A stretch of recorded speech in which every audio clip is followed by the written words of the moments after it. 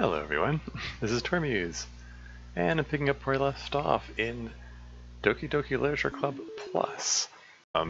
Reconnection successful. Is this thing working? Cat Boy says hi. Hey, welcome. Let me know, are there any issues with the stream? I just got, OBS just gave me an error message. I don't know, it looks like it's working. On the YouTube side says excellent connection. Don't know what's going on there. Well then, I mean, unless I don't know. By all appearances, it seems to be working, so I'm gonna move on. Here, let's load up the game.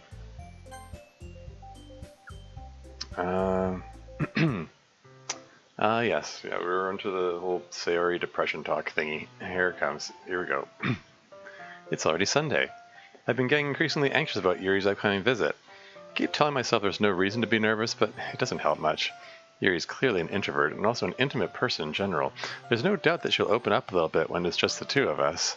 Meanwhile, we've been texting occasionally. She was extremely apprehensive at first, but it wasn't long before I was already learning more about her. But putting Yuri aside, I haven't heard a thing from Sayori since she left club early the other day. It's not like we text each other all the time or anything, but I've been worried about her in the back of my mind. Between what Sayori said and what Monica said, is it really okay for me to put Sayori's feelings aside when she might need me? Music stopping, it's always ominous. This game conditions you to, I mean, mostly Act 2, conditions you to expect stuff to go down when the music stops. Anyway, I decided to visit Sayori before Yuri comes over. Rather than asking, I simply tell her I'm coming over, much like we've done in the past.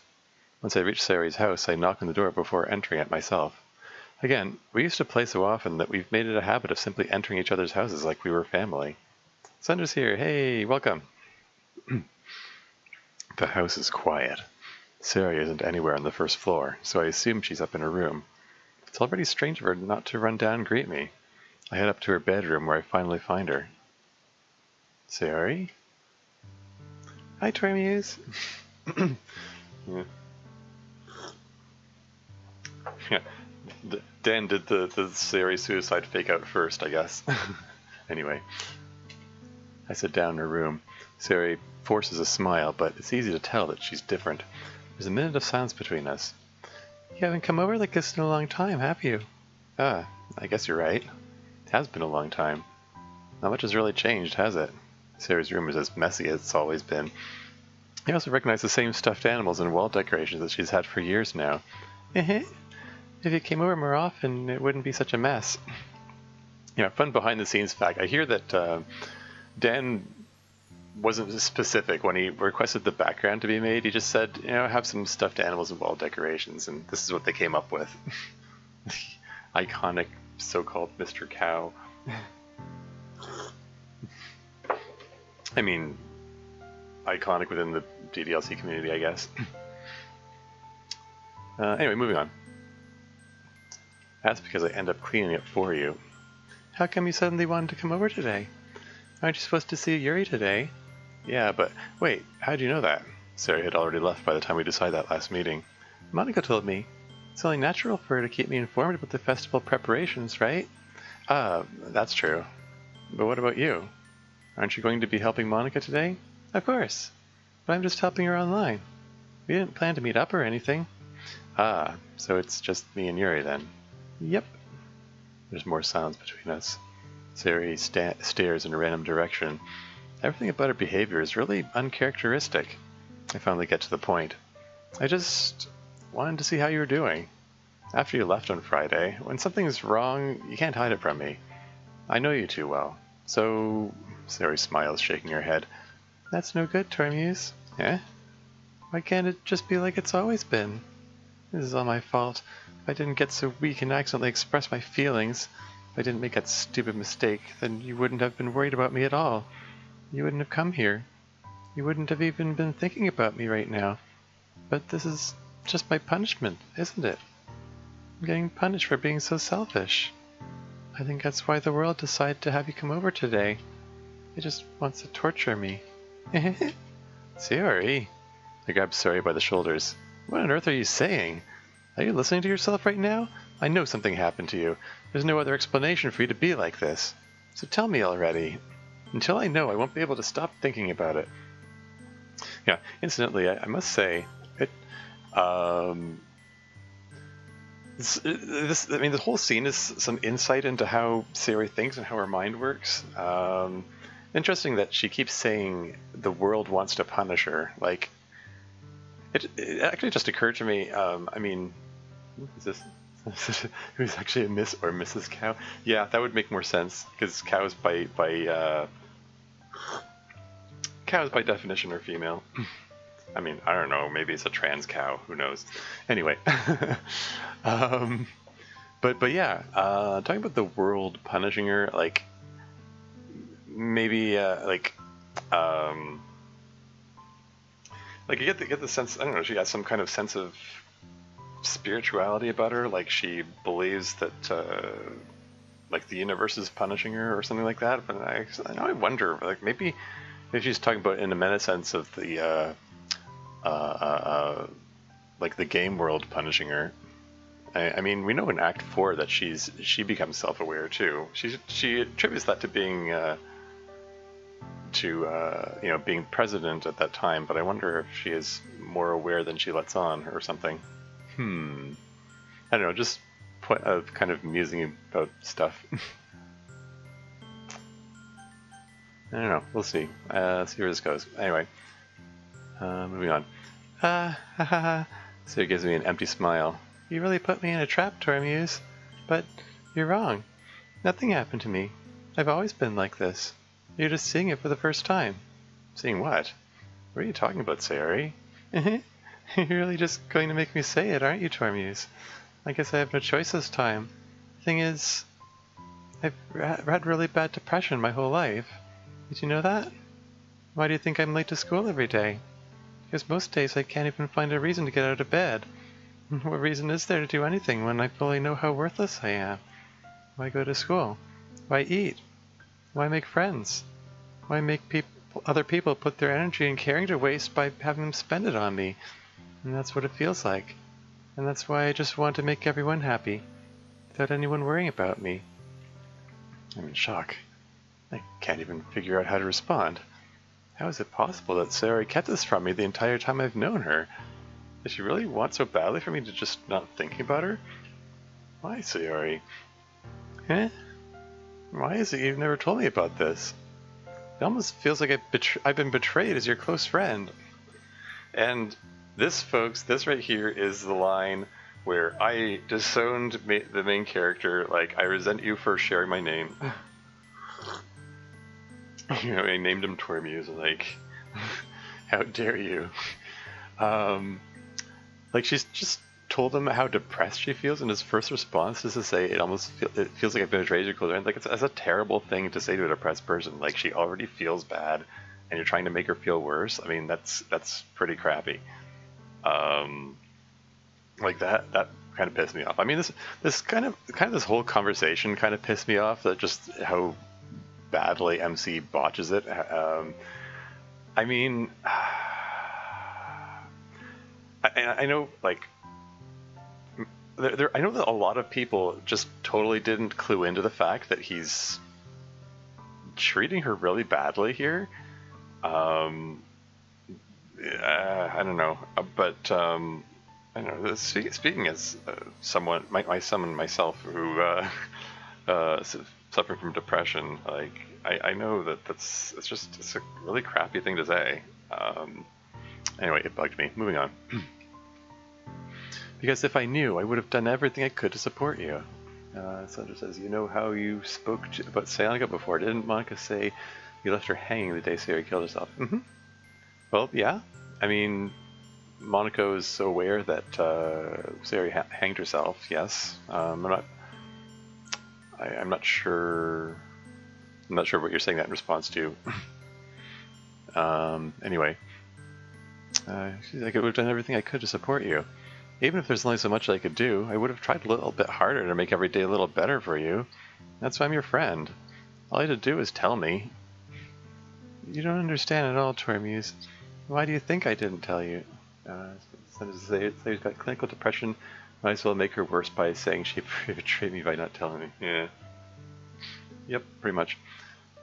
Why do you think I didn't tell you? Sorry, where was I? Yeah, oh yeah, and this stuff about...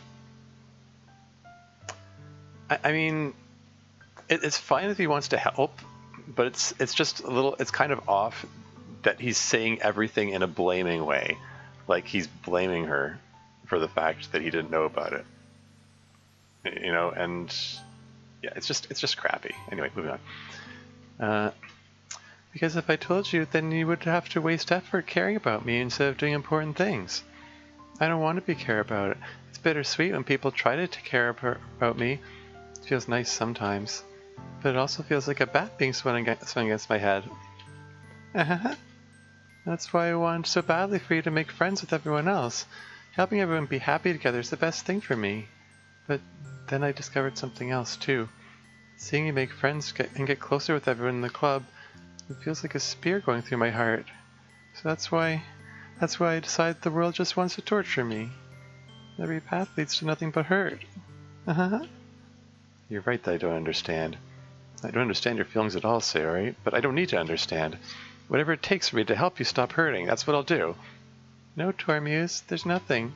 Nothing at all. The only thing that could have helped is if everything could be like it always was.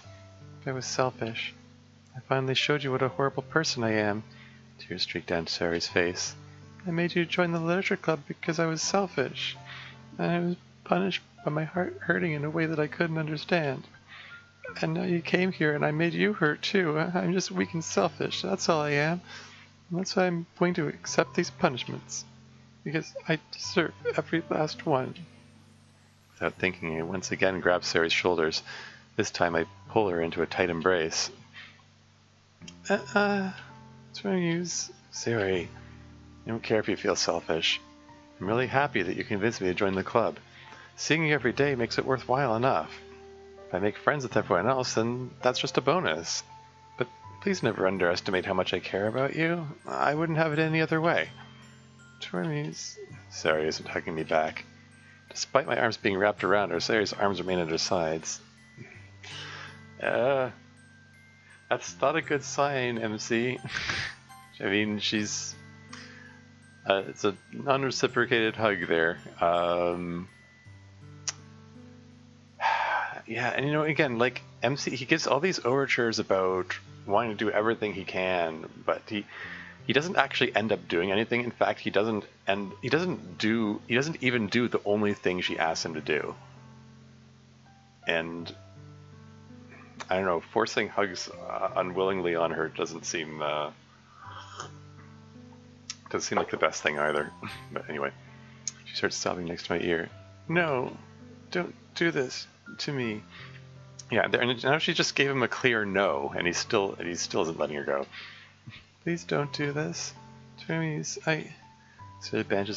barely manages to speak between her sobs. I don't know if I'm doing the right thing, but all I want is for her to know that I care. If you have it in you to call yourself selfish, then you have to let me be selfish too. No matter what it takes, I'll figure out what needs to change. I'll make these feelings go away. Yeah, that's another thing. You can't... If someone's depressed, or, you know, like we're talking about this clinical depression... I just wanted to hug her so much. Yeah, no kidding. If she has clinical depression, that's not something you can just make go away, you know? It's not something you can just cure.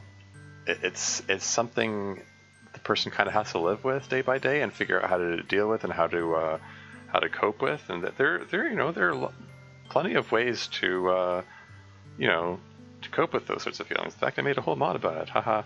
But yeah, I mean, but then again, you know.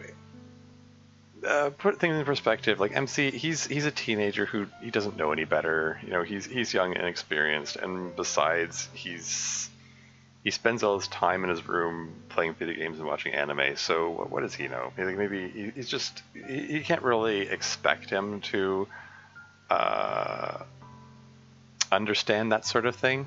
But that's why it's important to, you know, seek professional help, you know, or, you know, you should be encouraging her to seek professional help. Anyway, moving on. If there's anything you need me to do, then you better tell me. I'll get mad if you don't. That line also bugs me. Like, what? It's more blaming stuff. More trying to make her feel bad. Anyway. I don't know. I don't know. Gently, Sarah finally puts her arms around me in her turn. I don't know anything. It's all really scary. I don't understand any of my feelings toward me. The only time I'm not feeling nothing is when I'm feeling pain. But your hugs are so warm. And that's really scary too. Sarah lets me go. As she does so, I let her go as well. The festival's tomorrow. Yeah. It's going to be fun, right? Yeah, that's another thing. Telling someone, like, the comments like it's going to be fun, it kind of comes across like he's telling her what to feel. It's that's just kind of off. It's a kind of an off thing to say. Yeah. How'd you like me to spend it all with you? And it's more like, you know, it's okay. Like it's fine. It's how do I put this? It's fine that he wants to spend time with her. You know, it's fine that he wants to look after her and stuff. But it's it's sort of like I just sort of feel like it would be better if he was catering things to her needs and finding out what she wants and what she needs and stuff. Like he hasn't so far he hasn't really asked. Okay, I mean he did ask what she needs, but the only clear answer he's gotten is for things to stay the way they've always been.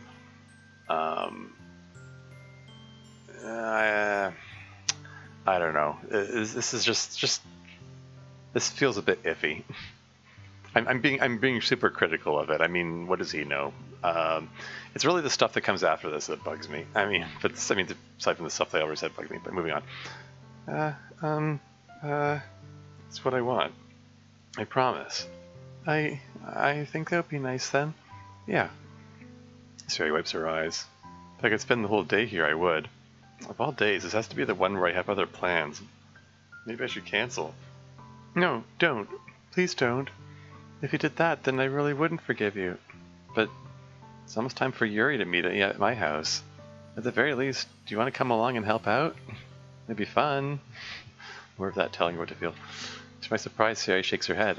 I'm sorry, I don't know if that would be very good for me today. You understand, right? It's kind of hard for me to fully understand, but I'm trying my hardest. It's okay. Don't worry too much about it. I'll see you tomorrow, okay? Alright. I look forward to it. I say goodbye to Sarah and exit her house. On the way home, I find myself still feeling uneasy. But it's hard for me to keep thinking about it when Yuri's about to come over too. I think Sarah is right. I shouldn't be worrying too much, and we're definitely going to have a great time tomorrow. I should just focus on what's ahead of me. And we're on to the Yuri scene. As I approach my house, I see something that makes me feel a moment of panic. Yuri? Ah, thank goodness. You're a little early. I'm sorry I wasn't home yet. Were you waiting for a long time? No, I just got here. But I started to get really nervous when nobody answered the doorbell.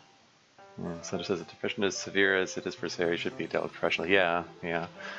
And, and again, what does MC know? I mean, he's no expert in these things. It's, you don't expect him to know everything. Just as you wouldn't expect any, random person in the street to know. It's the stuff that comes later that bugs me the most. Because he keeps insisting over and over again that he knows what's best for her. And that's just wrong, and that's just bad. And that's probably the moment where he did the most damage. Even my first playthrough, I could tell that she was being set up to kill herself. Anyway, more on that later. Let's go on to Yuri. You always could have texted me. If I had known, I would have reassured you and hurried more on my way home. Ah, I suppose that's true. I didn't think of that for some reason. Should be common sense to do that, but I decided to ignore it. Anyway, let's go inside. I see you brought a lot of stuff with you. That's right. And did you manage to find everything I asked you to buy as well? Yeah, pretty much. At least I hope I got everything right. I'm sure it will be fine. I take Yuri to my room. The first thing she does is glance around curiously, which makes me feel anxious. It's so clean. I cleaned it before you came over, so that's very considerate of you to do. Ah, no. I'd be really embarrassed for my room to be a mess while you were here. Well, I do enjoy cleaning. I would have gladly helped you clean. That would be even more embarrassing. Wait, don't look in there. I snatched Yuri's wrist, which was in the process of opening a desk drawer of mine. I'm sorry. I wasn't thinking for some reason. I was just spacing out. It's fine, it's fine. I let go of Yuri's wrist. She puts both her hands firmly in her lap, as if making sure she's keeping track of them. The fact that he grasped her wrist, I have to imagine how that might affect her, considering she presumably, self-harms in that area. Anyway, moving on. So, should we get started? Yes. I have a few things planned that you can help with. Decorations and other atmospheric enhancements. Atmospheric enhancements? You know, mood lighting, aromatherapy candles. Oh, wow. I didn't know you planned on taking it that far. Of course. I want to help take our guests to a faraway place. Although many will stop by just out of curiosity, and for cupcakes, I guess. I'm determined to provide an experience that will leave them wanting more. That's great. It's easy to forget that you're a pretty intense person. Intense? I guess that's the way to put it. Is that a bad thing? No, not at all.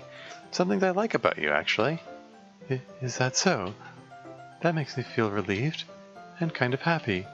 Yeah, no need to be so anxious. You can relax a little. Relax. I brought some things for relaxation. I was going to use them during the poetry event. Oh yeah? Like what? Let's see. Yuri rummaged through her bag.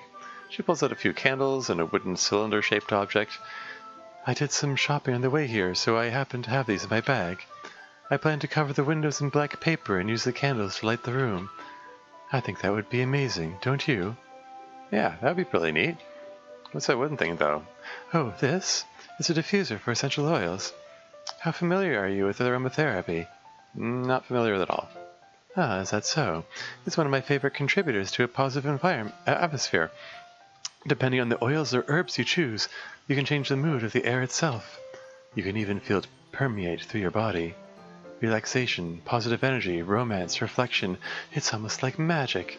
Yeah, Sandra says, yeah, but he would have been better off not saying anything. He did make things worse by trying to help.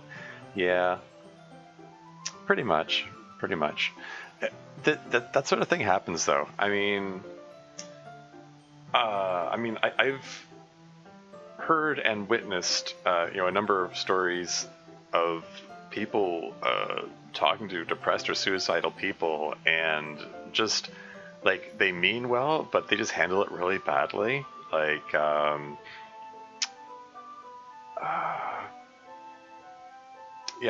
had even over in the DDLC Discord one time, I was in a conversation with somebody who was frantic about their online friend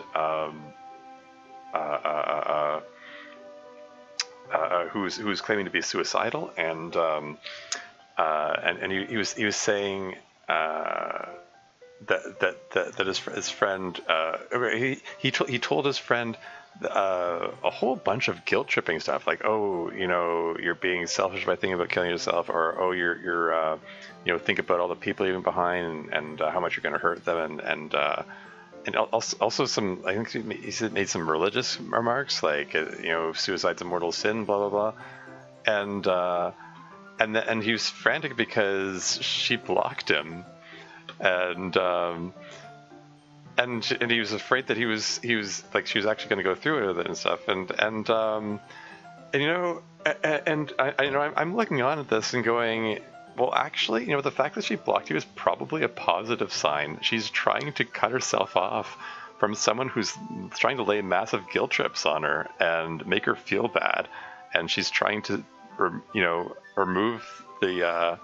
remove herself from this toxic person who's making her feel worse when she doesn't need to be made to feel worse.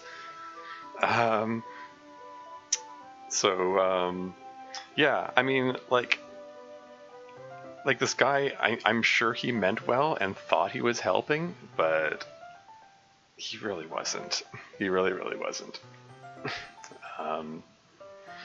Yeah, anyway, sorry, random aside tangent kind of thing. Yeah, I wonder how Act 2 would have went for the preparations. Guess we'll never know. Maybe someone needs to make a mod about that. Anyway, moving on. Yuri takes a cylinder and pushes a switch on the bottom. In just a moment, a thin ray of vapor begins to spout through a small hole on the top. Wow, that smells wonderful. What kind of mood is that one for? This is a jasmine essential oil. It smells a little sweet and flowery, right? Yeah, that's a good way to describe it. I chose jasmine for the event because it provides more than relaxation. Jasmine enhances your emotions and helps you feel them flow through your body. You feel warmer and your heart pounds more heavily. Don't you think that will be perfect for sharing our poems? It does sound suitable. But you seem to know a lot about this, so I'll trust your opinion with anything. This always has felt like a bit of a contradiction, because she's talking about relaxation, but she says your heart pounds more heavily. That sounds like the opposite of relaxation to me. But that's probably the point. Because there are some strong hints here that Yuri is trying to encourage a romantic atmosphere between herself and MC in this scene.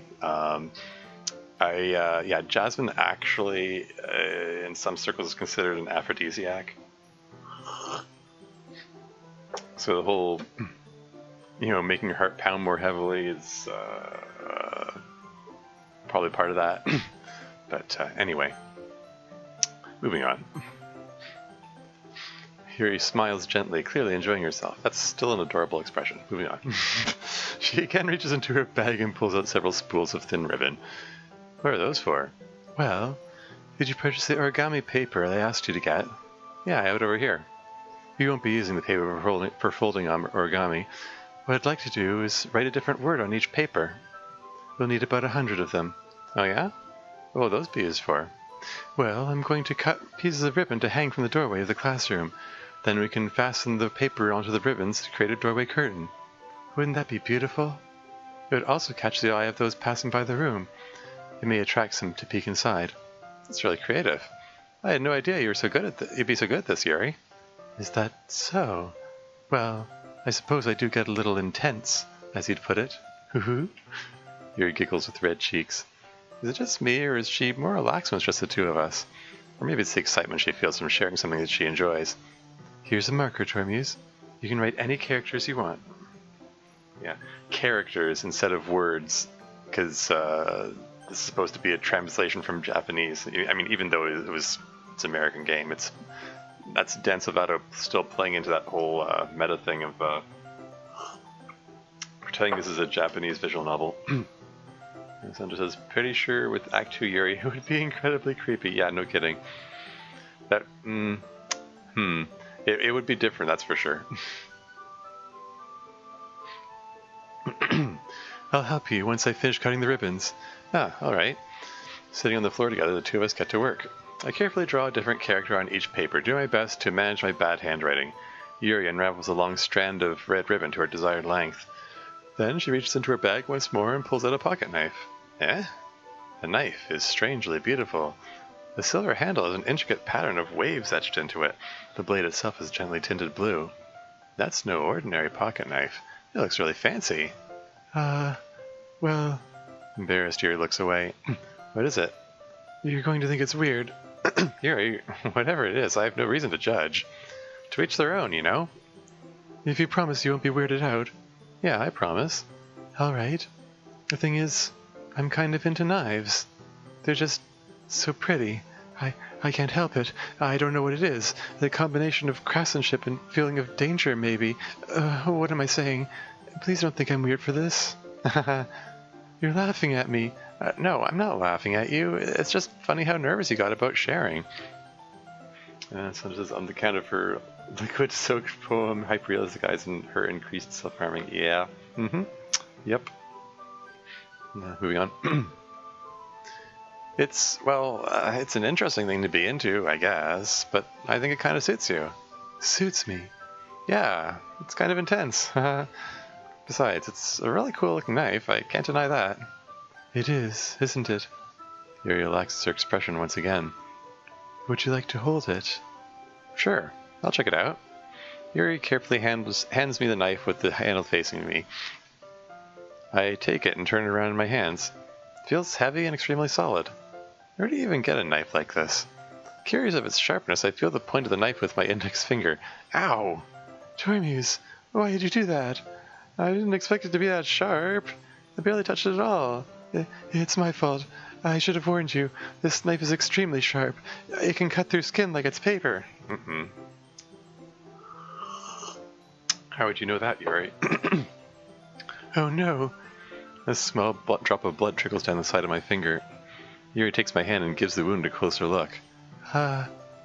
She stares at it and noticeably fidgets. If you're squeamish, I'll go wash it off now.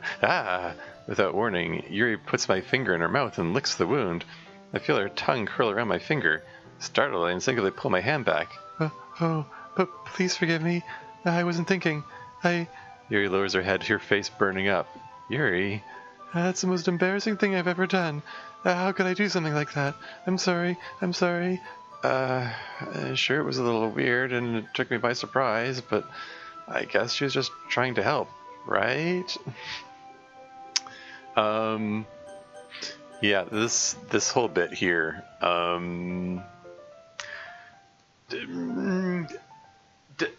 Dan plays it off like this is just sort of a typical anime thing of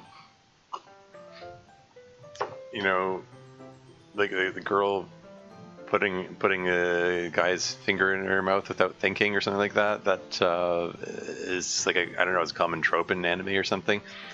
I don't know. I don't know how common that really is, but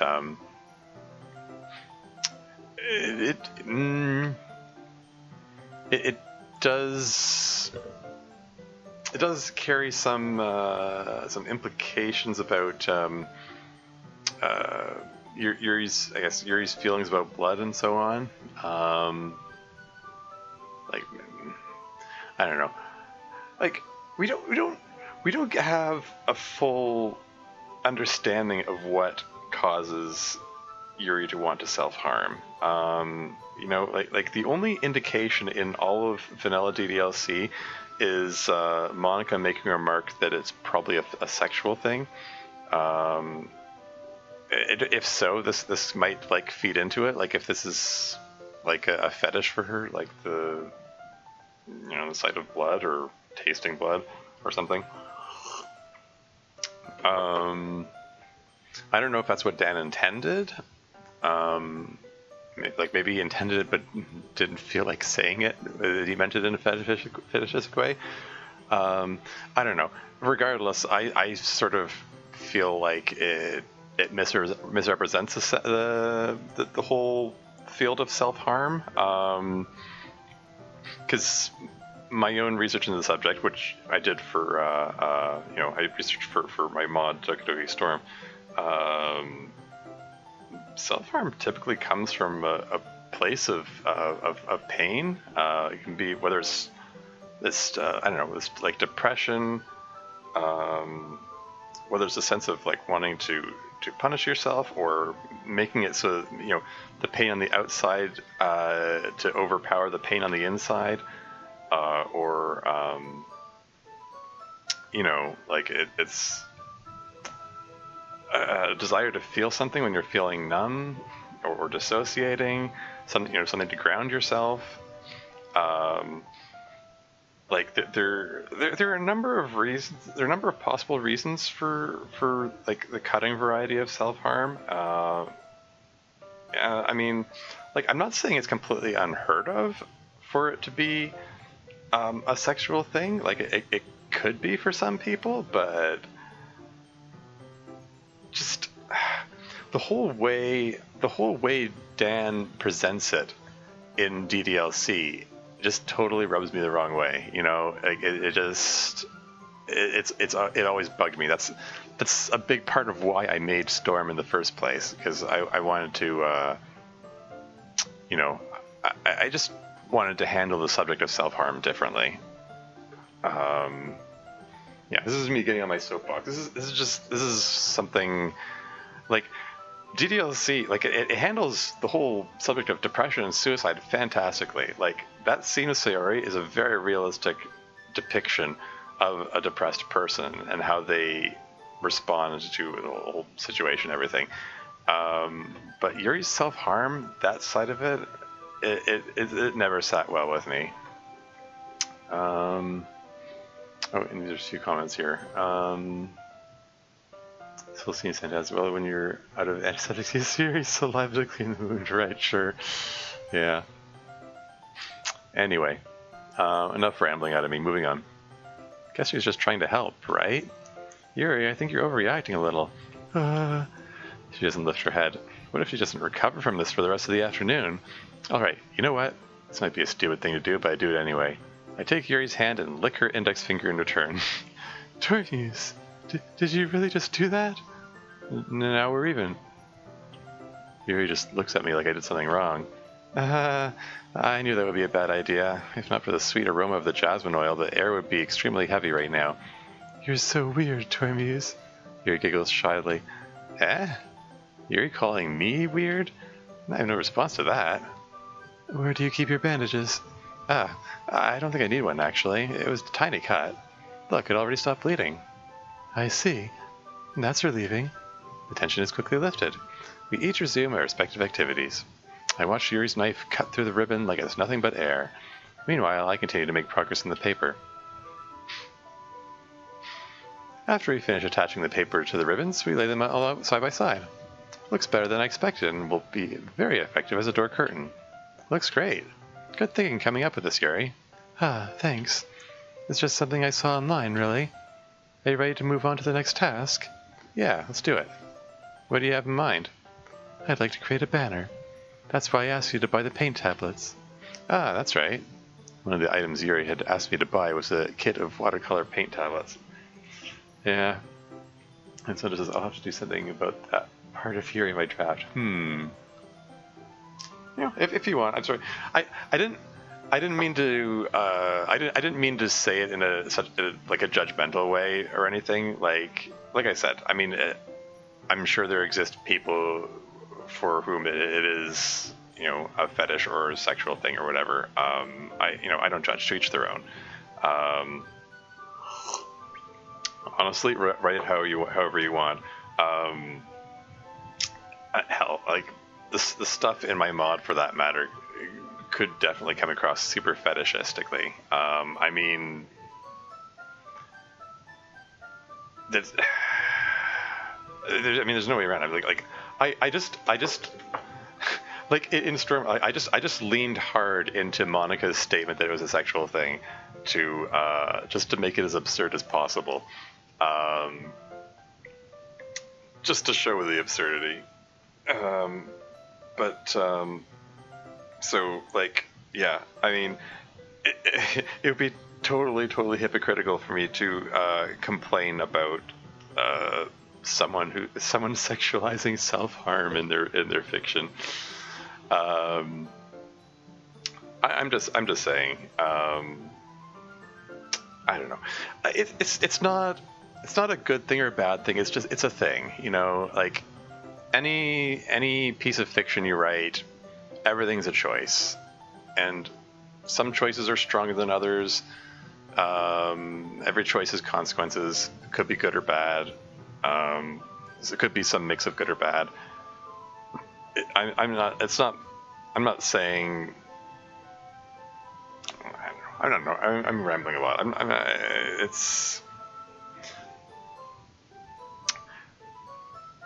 don't know. I guess I'm just saying. You know, feel free to give it some thought. But I guess don't beat yourself up over whatever you write because of my own opinions. In the end, my opinions are just opinions. I'm rambling again. Okay, moving on. Oh yeah, I was going to comment on this. Yeah, could watercolor paint tablets. Did you buy the paint tablets?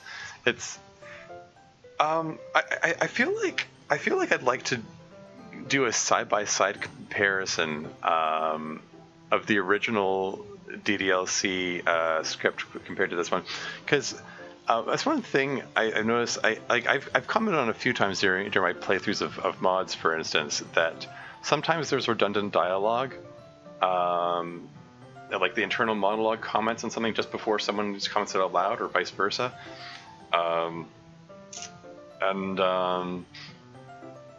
Like saying what she told him to buy watercolor paint tablets is a little redundant when she just said that's why I asked you to buy the paint tablets, you know.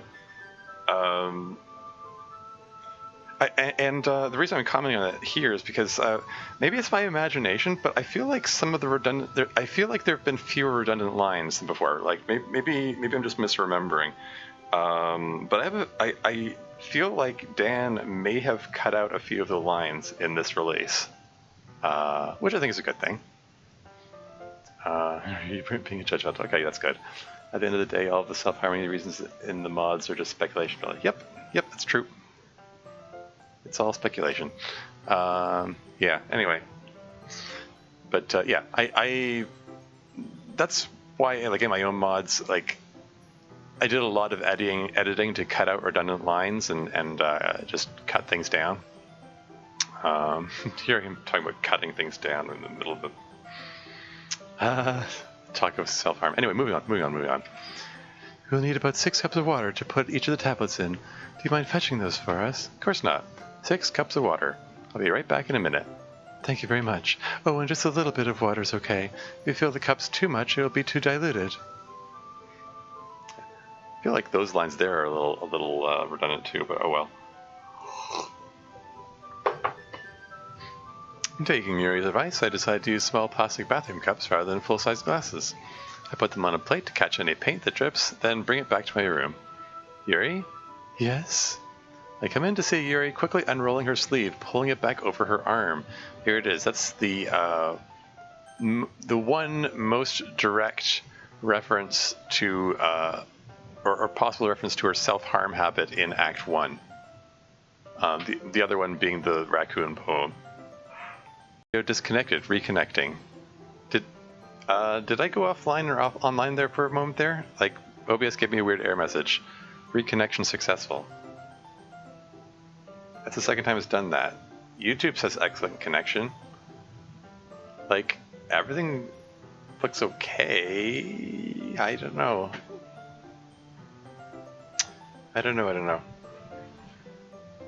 Anyway, moving on. Nothing. Your face is a little red. Is it too hot in here or anything? No, not at all. There's nothing wrong, so let's mix the paint. Yuri hurriedly dismisses me and takes it upon herself to unwrap the tablets, dropping them into the cups. So, I thought we would do something simple that would look very nice. I like to paint a gradient across the banner, starting with the colors for sunrise, then daytime, then sunset, and nighttime. Once it dries, I'll write an inspirational quote across the banner. You can hang it on the wall behind the podium and at the front of the classroom. Ah, neat. What are you going to write? Well, it'll be more fun to surprise you. Yuri smiles at me. If you say so. Oh, yeah, you did? As in, yeah, I cut out? Like, how long did it cut out for? Can't tell from this end. After rolling out the banner, Yuri and I kneel on opposite sides so we don't get in the way of each other. Yuri uses a brush and adds a few dots of different colors across the banner to serve as a color guide when we paint. This kind of reminds me of elementary school. Painting on a banner with watercolors feels a lot like the art class projects we had back then. It's relaxing. I'm sorry if this feels too childish. No, I didn't mean that at all. It's kind of fun, you know? Yeah, it is fun. I'm glad you feel that way too. Yuri stops painting for a moment, thinking to herself. For me, I don't need to go out and do crazy things to have fun. In fact, I usually don't even want to. I just like when I can spend time with one other person. Even if it's something simple, like reading. It doesn't even matter if we don't talk much. Just having a friend next to me makes things feel a little bit nicer. I think that's all it takes for me to be happy. Is that so? Even if Yuri and I are quite different, I can understand where she's coming from. Instantly, I get the definite impression that Dan is totally using Yuri as his mouthpiece for talking about his own introversion. I mean, he's, like, if you've ever seen any video of him, he's clearly a very introverted person himself. So, yeah, I mean, and Monica reiterates that whole thing in Act 3. So, yeah, I get the feeling that this is Dan's lesson in taking care of introverts. Anyway, moving on. I feel that way about things like anime and games, where simply sharing the experience with someone can make me happy. I think I feel the same way. Yuri smiles gently. I knew you'd understand. Yuri leans over the banner to grab an unused paintbrush, but I move at the same time, causing my head to bump into hers. Yeah. Sorry. Yuri reels back, and I quickly lift my hands in surprise. Are you hurt? No, I'm not hurt. It just startled me, that's all. Sorry, I should have asked you to get it for me. It's not your fault. Ah, your face. There are droplets of paint on Yuri's face and neck. Is there something on my face? Yeah, I accidentally got paint on you. Sorry, it's totally my fault. I'll get a towel right away. I rush out and fetch a small towel, then I dampen it with hot water. I turn to my room and kneel back down in front of her. Oh, CG coming. Here you go. Oh, probably 10 seconds. Oh, that long, eh? The error message only showed for a couple of seconds, so if it froze for 10 seconds, then okay. Oh well, I mean, it's done it twice within this stream. Twice an hour isn't too bad, I guess. Moving on. Here, I pat down Yuri's face and neck with the towel. Is something wrong? It's hot. I just didn't expect it. Sorry, I didn't want to use cold water. Having finished, I start to retract my hand, but Yuri suddenly holds my wrist. Wait. Eh? Just for a little longer. It feels really nice. I keep my hand still against Yuri's neck. She looks into my eyes. It's an intense expression that I recognize from when she reads her books. Almost as if she's lost in a daze, enveloped by her own thoughts. She breathes gently, half through slightly parted lips. What is happening? Is it the aroma of the jasmine oil giving me this dizzy feeling? Yuri's gentle fingers wrapped around my wrist send a tingling sensation through my arm, and suddenly her face seems to be much closer to mine than it was just a moment ago. Yuri slowly pulls away. Sorry, I've been feeling a little lightheaded today. I didn't mean to space out. It's fine. The moment is over as soon as it began. Yuri picks up her brush again, but her movements seem clumsier, like she's unable to focus. I remain silent, forced to ignore the event that just transpired. I hesitantly retrieve my own brush and continue following Yuri's example. Yeah, I have my own interpretation of what all that was going on there. I sort of played it out in my mod from Yuri's perspective. Anyway, moving on.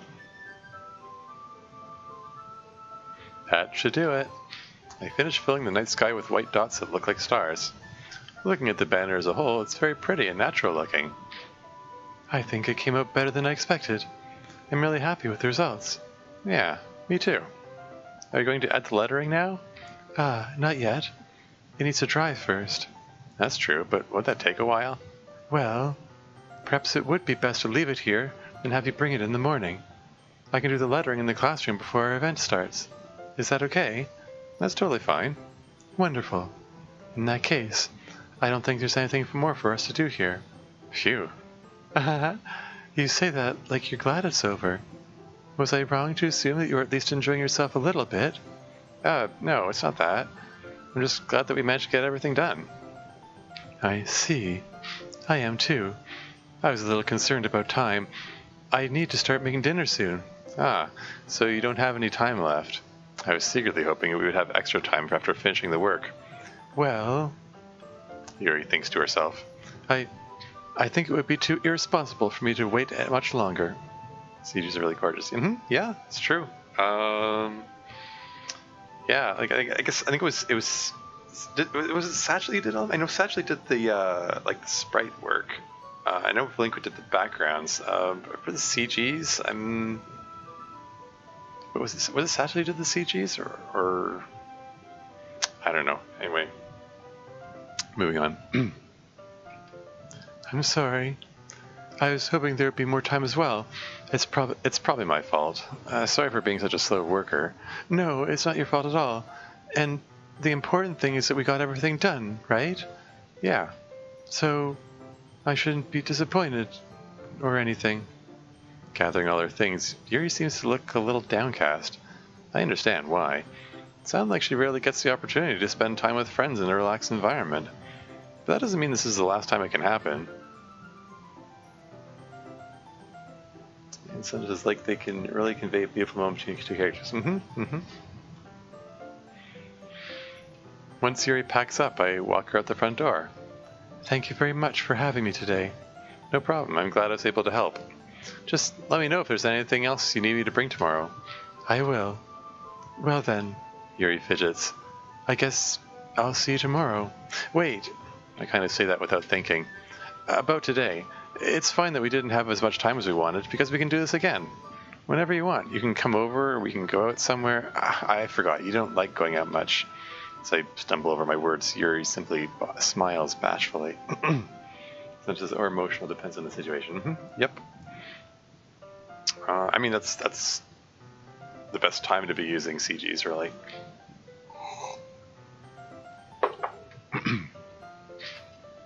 Anyway. You know what I'm trying to say, so... You're very thoughtful, Tormuse. Yuri takes a step closer to me, then briefly squeezes my hand. I kind of like that about you. Uh-oh, music stopping. Well, how am I supposed to respond to that? I didn't even get a chance to as Yuri suddenly pulls back. So Yuri... Eh?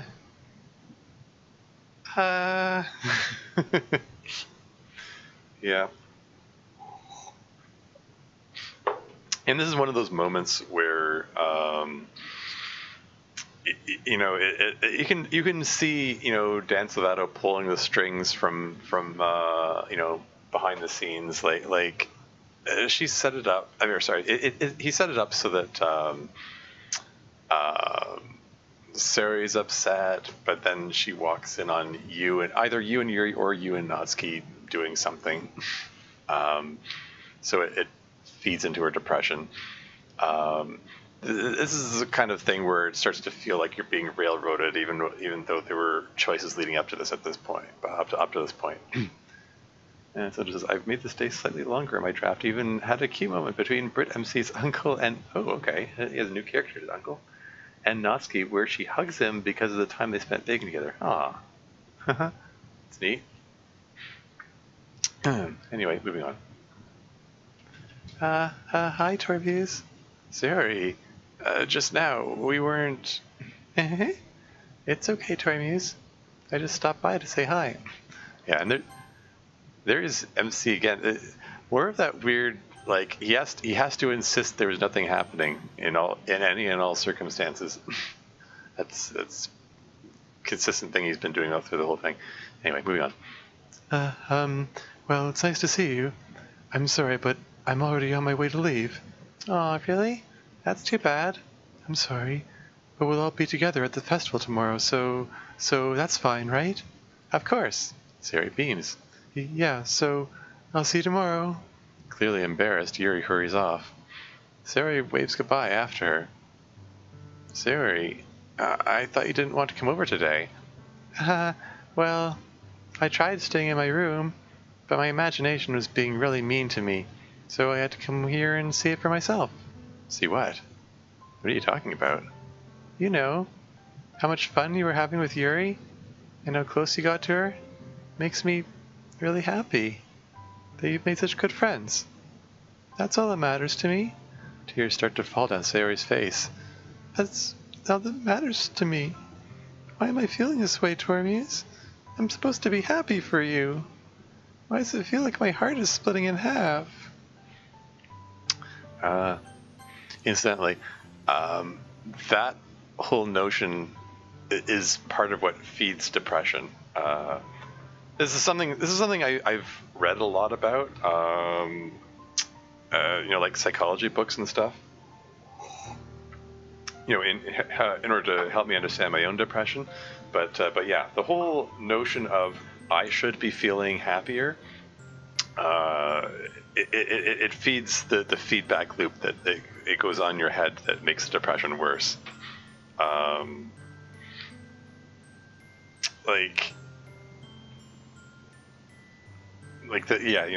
That feeling of I don't have anything to be sad about. I should be feeling happier. What's wrong with me? It makes you feel worse. Ironically, having things to be happy about makes you feel worse. It's a weird thing to wrap your head around. Depression, it causes some super. They call them cognitive distortions. It distorts your thoughts and your feelings. There are ways around it. There are ways of straightening out those feedback loops. But yeah, this is like textbook stuff here. It's actually literally textbook stuff. It came out of the textbook that I read. Anyway, I'm supposed to be happy for you. Anyway, moving on. It hurts so much. Everything hurts so much. This would be so much better if I could just disappear. Yeah, see, there's her first, first indicator of suicidal thoughts there. That's the kind of thing where the question of, are you thinking of killing yourself, should show up. I mean, if it didn't turn up before. Anyway, moving on. Sayori, don't say that. It's true, Tormes. If I wasn't here, then you wouldn't have to waste your sympathy on me. You wouldn't have to put up with me being selfish. Monica was right. I should just... Monica? Monica was right about what? ... There it is again. Dan does this a lot in this.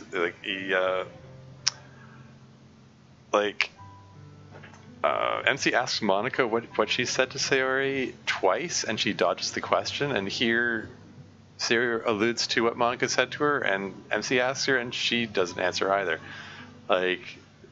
Dan deliberately avoided, he deliberately kept drawing attention to the fact that Monica talked to Sayori without actually saying what they talked about. So that leads to all kinds of speculation. As I mentioned before, popular fan theory is that she told Sayori to kill herself, but I don't know. I think there's room to spin other things about that. You could probably make a mod about that subject. What did they really talk about? Anyway, moving on. Sayori. Oh wait, what's this? Instead of having just Brit MC being with one of the girls, I decided to have them all be there with them to do the preparations. Oh, neat. Okay, that's cool. I think there are a couple mods that do that. Have it be a group thing instead. I'm thinking. Okay, I know another moment with you that it's initially supposed to be a group thing, and then there's a change of plans, and they end up doing it individually after all. I feel like there wasn't there another mod that did a group thing. I don't know. Maybe I'm misremembering. Anyway, moving on. What I said before is true. I'm not going to let this continue. Caring about you like this isn't the burden your mind is making it out to be. It's something that makes me happy. Something that I wouldn't trade for anything else. So even if it takes an entire lifetime, I'm going to be by your side until you don't feel any more pain. There he is doing it again, saying he's gonna take all her pain away. Not a realistic thing to do. It does lead up to a lot of speculation. Yeah. But Sayori looks away. I put a hand on her shoulder to reassure her. I'm scared, Tormuse. I'm really scared. What are you scared of, Sayori? I'm scared that I might like you more than you like me. Sayori? It's true, isn't it? I was weak and started to like you too much. I did this to myself. Termes, I like you so much that I want to die. There it is. She said it. She said she wants to die. There's, you know, if the other line wasn't a clear indicator of suicidal intention, there it is there. So it says, yeah, I even added a joke where he turns around and says, why do I have to pick one of you? Why can't I work with all of you? The fact this speechless response, nice. Good work. Anyway, moving on. That's how I feel. And that's enough, Sayori. I don't want you to hurt anymore. I slide my hand down to Sayori's arm and squeeze her hand in my own. Do you remember how I said I always know what's best for you? There's that line. Do you still believe me? Weirdly, Sayori nods. Even if you don't understand all of your own feelings, I know what you need the most right now, and that's what I'm going to give to you. And here it is, that big infamous choice. I'm going to save it.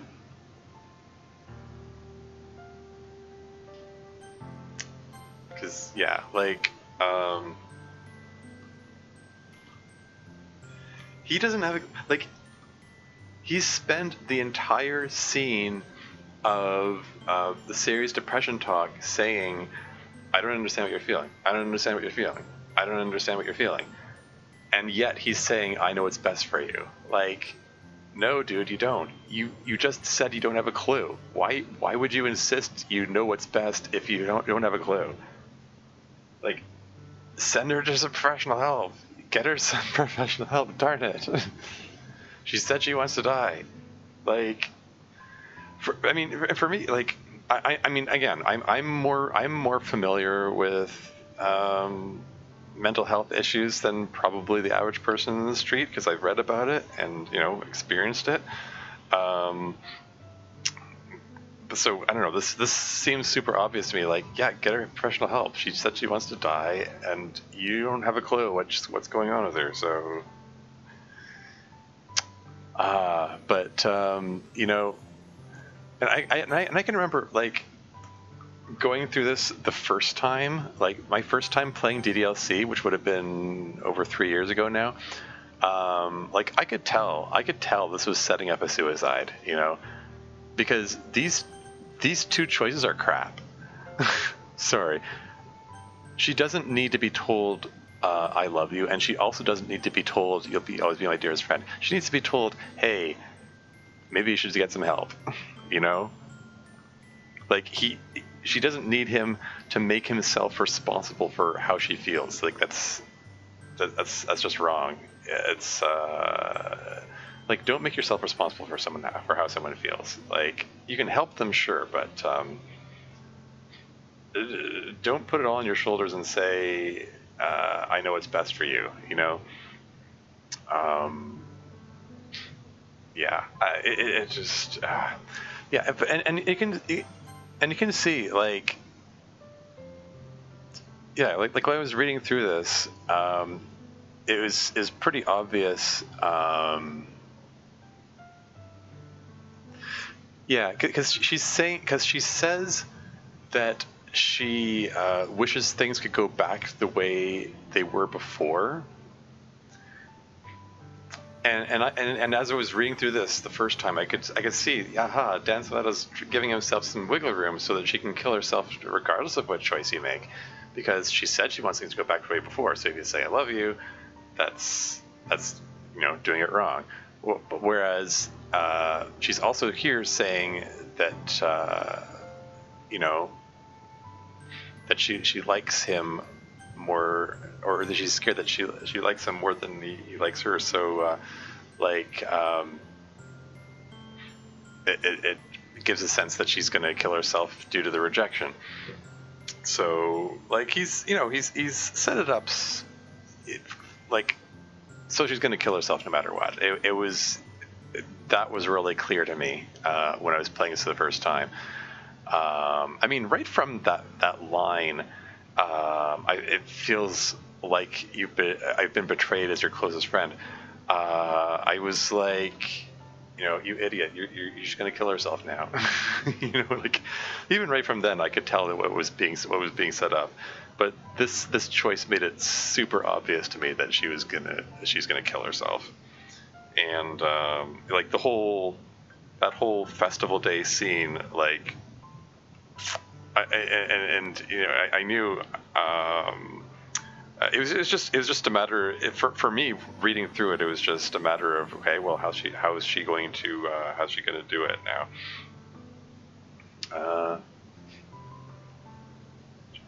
Trying to save spots. I think I'll be okay. Suicide is inevitable. Well, I mean, in this game, it's inevitable. Just beat it on PS4 last. Oh, hey, cool. Like, yeah, you got the 100%. Uncovered, opened up all the content. In that case, congratulations. Gyubu Masataka Oniwa. And also, welcome to the stream. Not yet. Oh, okay. Anyway. Yeah, well, I'm trying to 100% of this. So, like, after this choice, I am going to reload and go do the Natsuki route, and then reload again and do the Yuri route. Unlock all the CGs, unlock all of the side story content. Also get the achievements for... Friend's been working on that too. Yeah, so... Anyway... moving right along, I'm gonna pick the I love you option because we're sticking to the Sayori route. I love you. Eh? Those are my true feelings. So, there's no way you could like me more than I like you. I should have realized it sooner. But spending time with everyone at the club, and making new friends, and having fun with you every day, it helped me realize that you are truly the most important person to me. That's why I'll accept any of your burdens. There you go again. He's accept any of your burdens. Like, no, that's not healthy. If someone tells you they're depressed, don't say you're going to take on all their burdens. That's not a healthy thing to do. Like, you're gonna if you mean that seriously, you're going to burn yourself out. You can't make yourself responsible for someone else's feel. You really shouldn't make yourself responsible for things you don't have control over anyway. Again, like, you can help her. By all means, help her. But don't make yourself responsible for everything going on with her. Anyway, moving on. As long as we continue like this every day, with you by my side, then I know we'll both be happy. Tormies. Hey, CG. Suddenly, Sari wraps her arms tightly around me. Hey, she initiated the hug this time. Tormies, is this really okay? Yeah. I hold Sari in my arms and pull her closer. Oh, yeah, this is also the only original art of MC, basically. You just see the back of his head. Where do you get like that? Just make her feel worse? Yeah. Pretty much. That's pretty much it. That's what I've been rambling on about here. Anyway, moving on. You'll never have to let go of me again. I love you, Tormuse. I want to be with you forever. Me too. I feel Sari's grip around me weaken a little bit. What is this? Sari? I'm supposed to be happy right now. I always thought this would be the happiest moment for me. But why? Even now? Oh, why won't the rain clouds go away? They're not going away at all, Tormuse. It's okay, Sari. It might take some time for things to get better again. But no matter how long it takes, I'll be there every step of the way. Okay, also her pose on the left side of her head. Yeah! Like, this is clearly... This sprite is clearly flipped.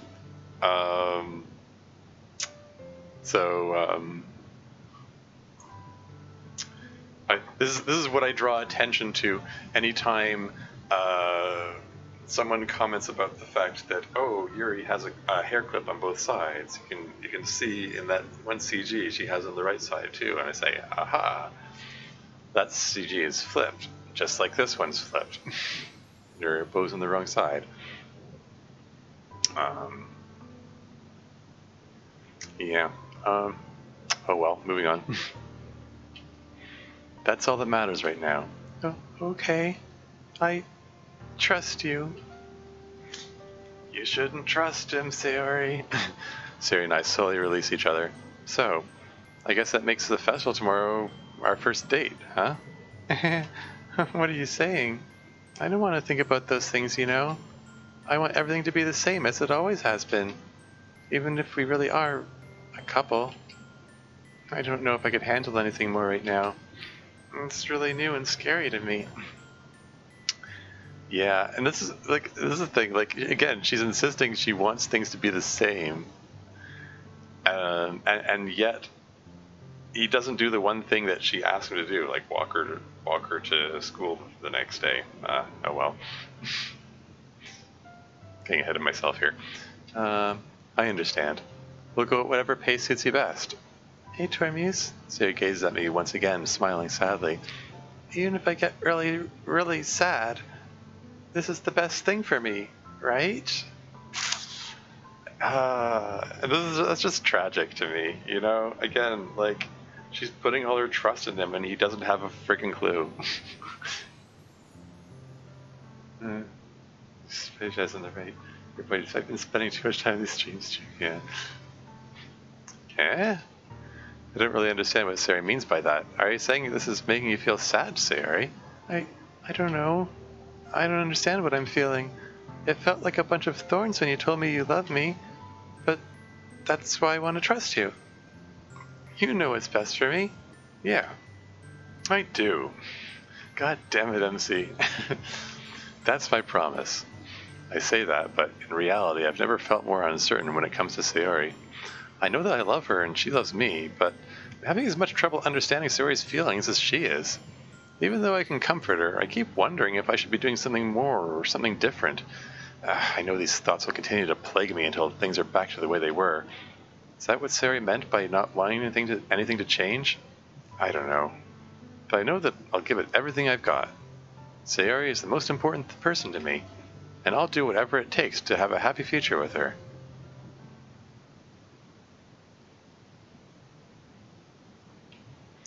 It's the day of the festival. Okay. Should I save or maybe I'll just reload. I'm going to reload back to the first poem.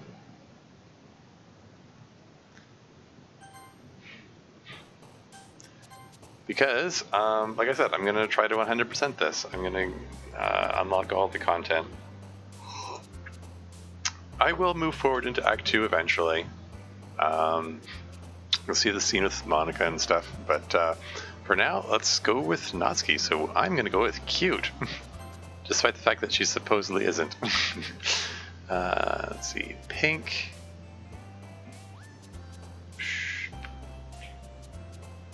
Okay, are any of these Natsuki words? Because I think those are Sayori and Yuri words, but music maybe? Hold on. I want to get the achievement for getting 20 Natsuki words. So, giggle, pink. Ah, crap. Sorry, I botched it. I can do this. I promise I won't take too long on this. Hair. Sweet. What? I thought for sure sweet was going to be Natsuki because she likes sweets. Okay. Anyway. Yeah. Natsuki wouldn't like childhood. She doesn't like being reminded that she's the young one. Okay. None of these. Nightgown maybe? Okay. Chocolate. Kawaii. Doki Doki. I think silly is a sorry word. Kiss? Yeah. Puppy. Vanilla. Because she likes vanilla in her cupcakes. I think strawberry might be Sayori. Milk.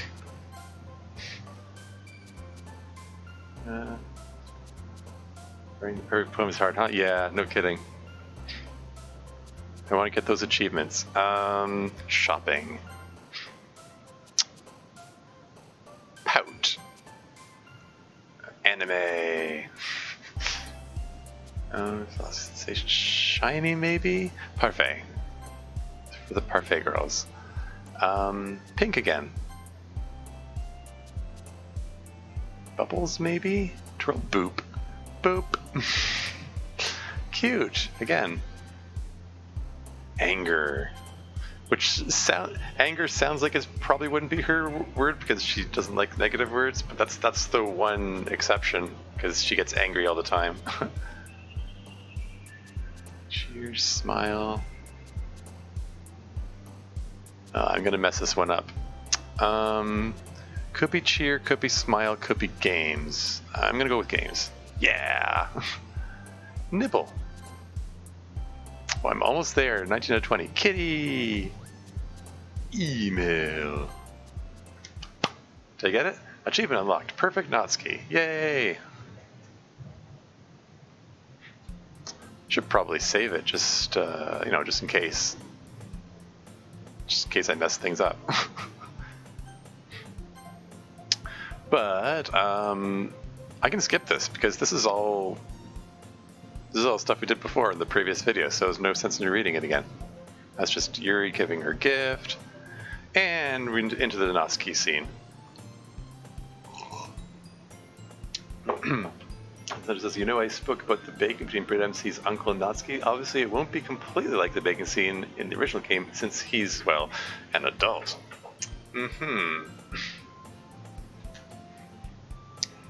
Anyway, moving on. I hear Natsuki utter an exasperated sigh from within the closet. She seems to be annoyed by something. I approach her in case she needs a hand. Here she is. You looking for something in there? Freaking Monica. She never puts my stuff back in the right spot. What's the point in keeping your collection organized if someone else is just going to mess it up? Natsuki slides a bunch of stacked books and boxes across the shelf. Manga. You read manga, right? Sometimes. Manga is one of those things where you can't admit you're really into it until you figure out where the other person stands. That sounds like a recipe for playing like manga chicken or something. Like who's gonna go first? Who's gonna say how much they like it? Is that a thing, manga chicken? I might have just made it up. So it says, I've made it into something like a father-daughter activity between them, which will happen a lot. That's cool. Anyway, moving on. How'd you know, anyway? I heard you bring it up at some point. Besides, it's kind of written on your face. What's that supposed to mean? I see. There's a lone volume of manga amidst a stack of various books on the side of one of the shelves. Curious, I pull it out of the stack. There it is! Natsuki snatches it out of my hand. She then turns to a box of manga and slips the volume right into the middle of the rest. Ah, much better. Seeing a box set with one book missing is probably the most irritating sight in the world. I know that feel. I get a closer look at the box she's admiring. Parfait Girls? It's a series I've never heard of in my life. That probably means it's either way out of my demographic or it's simply terrible. If you're gonna judge, you can do it from the glass.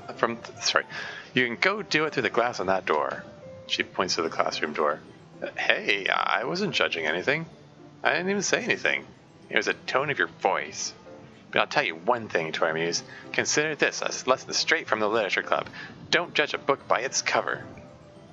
And there you go. That's the quintessential lesson of all of DDLC, basically.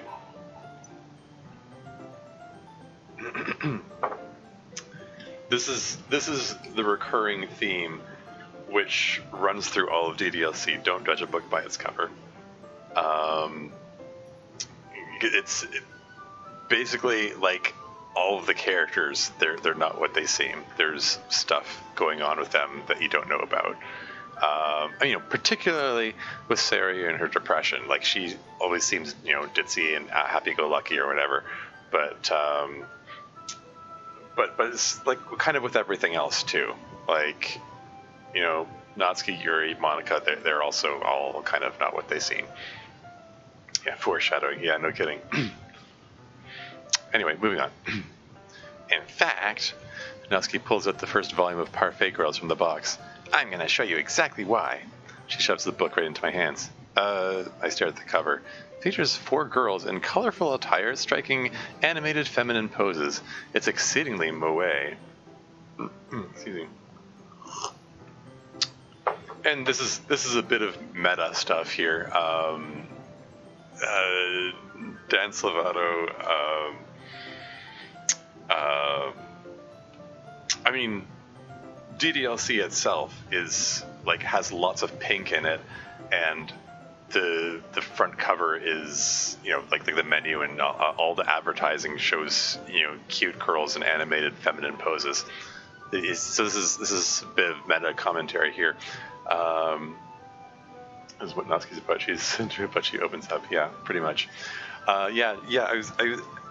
Funny thing, like the use of the word moe here is kind of funny, because in Dan Salvato's anniversary stream, when he was streaming himself playing this, he made the remark, quote, I actually found myself enjoying writing this moe garbage, unquote. Those are his words. The writing this moe garbage.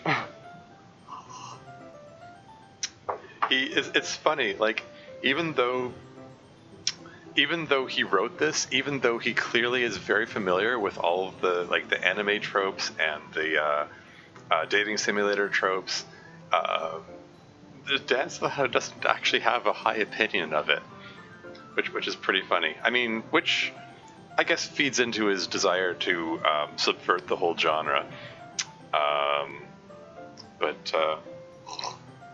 Yeah. Her face is literally a mirror of DLC. Yeah, exactly. Anyway, moving on. Don't just stand there. Natsuki grabs my arm and pulls me out of the closet. She then takes a seat against the wall beneath the windowsills. Yeah, I kind of wonder if the whole aspect of, you know, he pulls me out of the closet. Natsuki spending so much time in the closet, I think that's caused LGBT folks to speculate about her, or, you know, I don't know. I won't say anything more about the other subject. Moving on. She pats on the ground next to her, signaling me to sit there. Wouldn't chairs be more comfortable? I take my seat. Chairs wouldn't work. We can't read at the same time like that. Eh? Why's that? I guess it's easier to be closer together like this. Don't just say that. You'll make me feel weird about it. Natsuki crosses her arms and scooches an inch away from me. Sorry. Didn't exactly expect to be sitting this close to her either. And yeah, Natsuki's kind of a bundle of contradictions. Like, her actions and words don't really line up. Like, you know, that's her character. I mean, she clearly likes things that she doesn't want to admit to liking. The most anime thing happens with Natsuki later. Yeah. Okay, moving on. Can't you do that? Hello. Welcome to the stream. Thanks for joining us. I already basically got to the end of Act 1 and reloaded. We're doing the Natsuki route, since I'm trying to 100% this thing. Moving on. Not that I can say it's a particularly bad thing. I open the book. It's only a few seconds before Natsuki once again inches closer, reclaiming the additional space while she hopes I won't notice. I can feel her peering over my shoulder, much more eager to begin reading than I am. Wow. How long has it been since I read the beginning? You don't go back and flip through the older volumes every now and then? Not really. Maybe sometimes after I've already finished the series. Hey, are you paying attention? I am, but nothing's really happening yet, so I can talk at the same time. Looks like it's about a bunch of friends in high school. Typical slice of life affair. I kind of grew out of these. It's rare for the writing to be entertaining enough to make up for the lack of plot. So, what should I expect from this?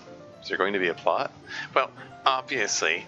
You think I would enjoy something that didn't have a plot?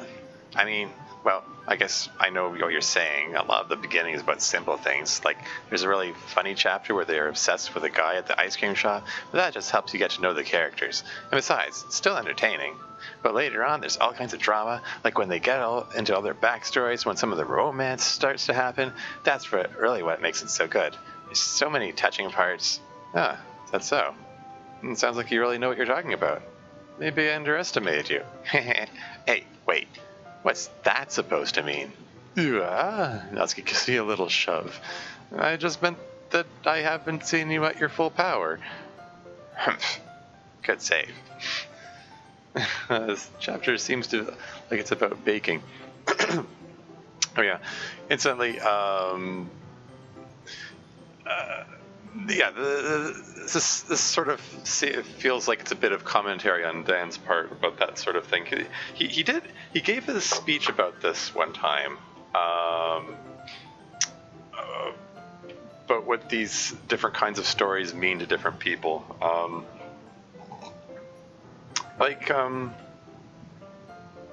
hell, I can't remember how did he put it.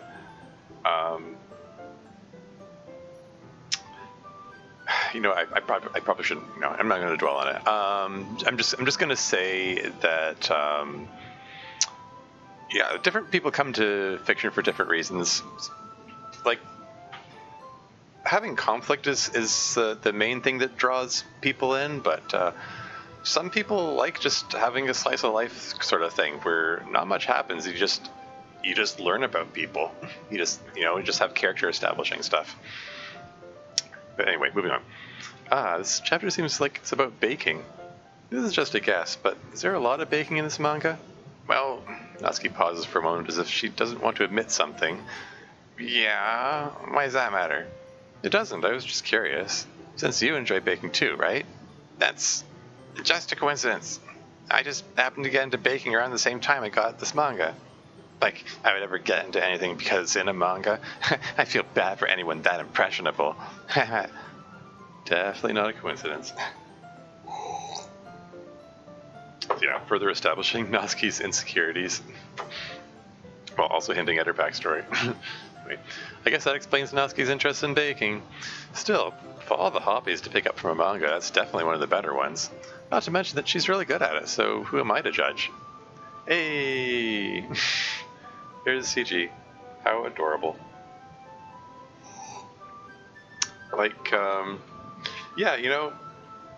Funny thing, like, the first time I played DDLC, I did the Yuri route, and, because she's obviously, she's very clearly head and shoulders above everyone else in terms of, likable qualities as far as I'm concerned. Like, Natsuki's someone I immediately dislike because she's just so rude. Funny thing, Dan also mentioned that during his anniversary stream, that he said that for anyone who's familiar with who's really into anime or really familiar with dating simulator tropes, they immediately know she's the tsundere, which is I could be mispronouncing that. It's just like a Japanese term that literally means mean cute. Like, she's mean, but she's cute, And there's a whole. That's just a whole thing in the culture, I guess. That wanting to get past somebody's rough exterior,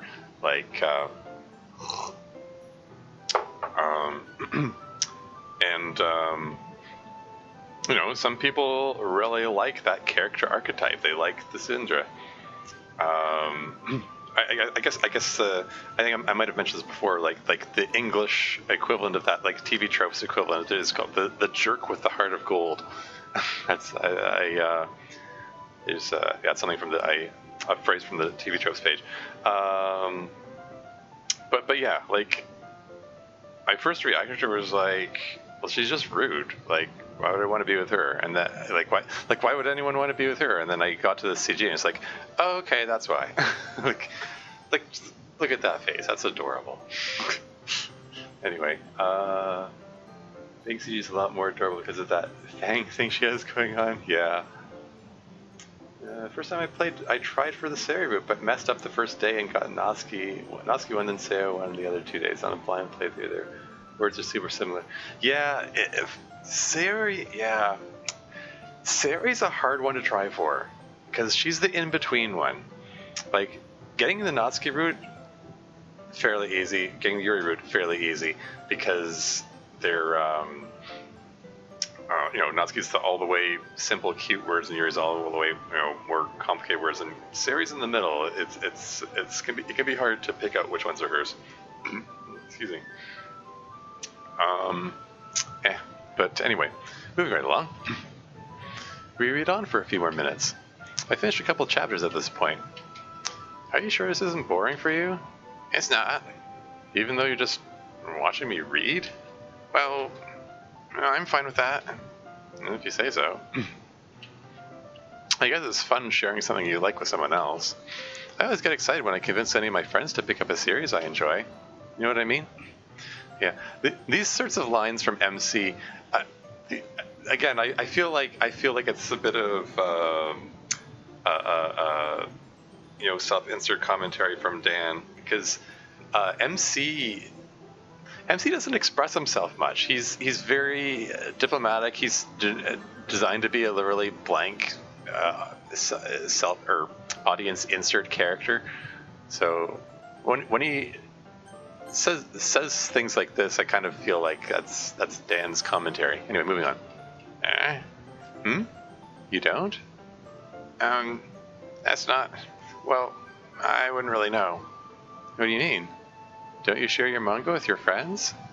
Could you not rub it in? Jeez. Oh, sorry.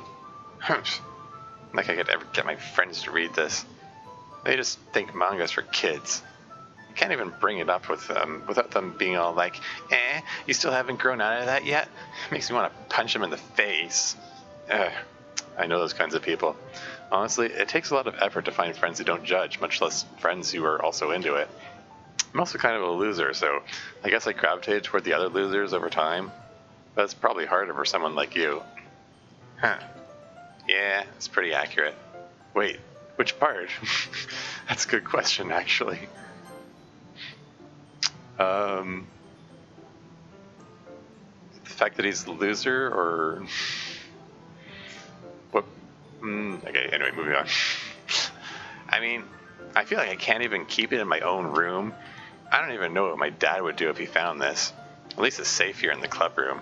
Except Monica was kind of a jerk about it. I just can't win, can I?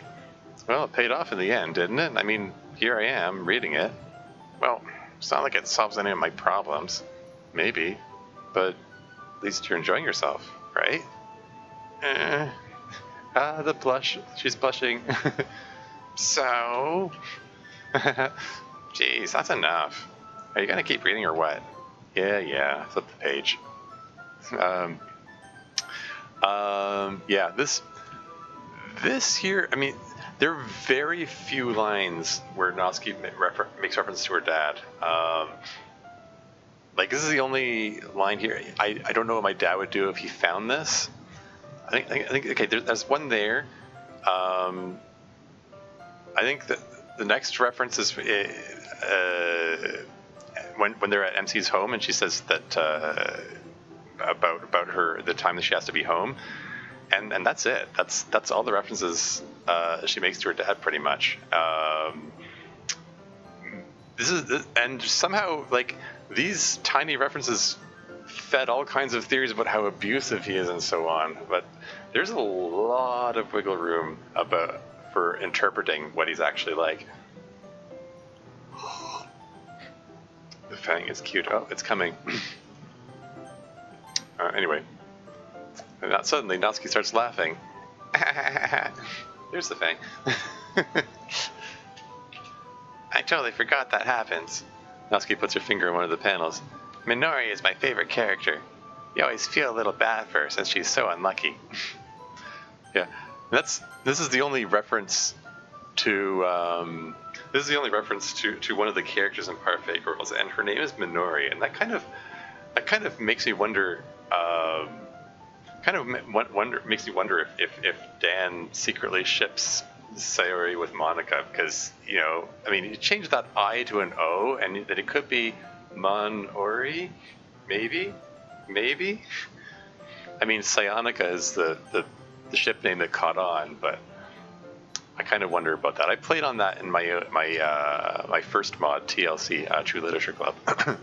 Anyway, moving on. Yeah, I always feel a little bad for her since she's so unlucky, but it gets especially bad when I shouldn't be talking about that yet.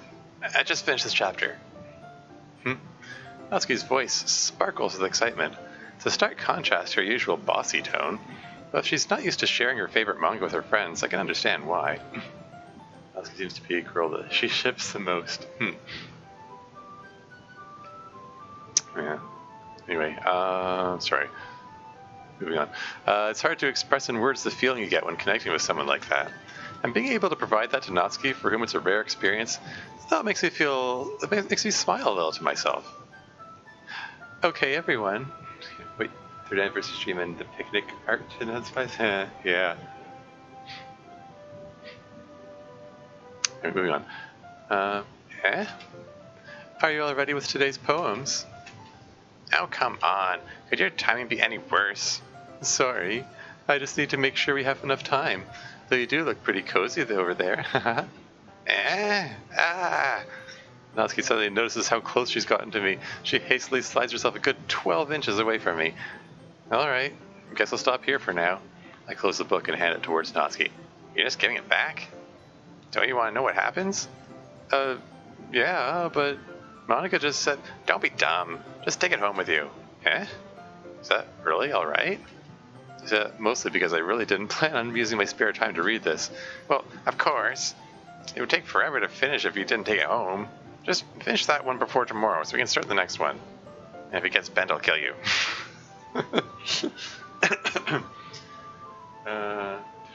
Okay. Positively, so it's not completely out of the question. Interesting. Do tell. Where do you acknowledge Sayaka positively, or is it in the side stories? If so, don't tell me because I wanna be surprised. Anyway, moving on. By tomorrow, I only got partway through the volume so far. I might fall behind on watching on some shows if I try to get through this. But I suppose it's a necessary sacrifice in exchange for seeing Natsuki's enthusiastic face.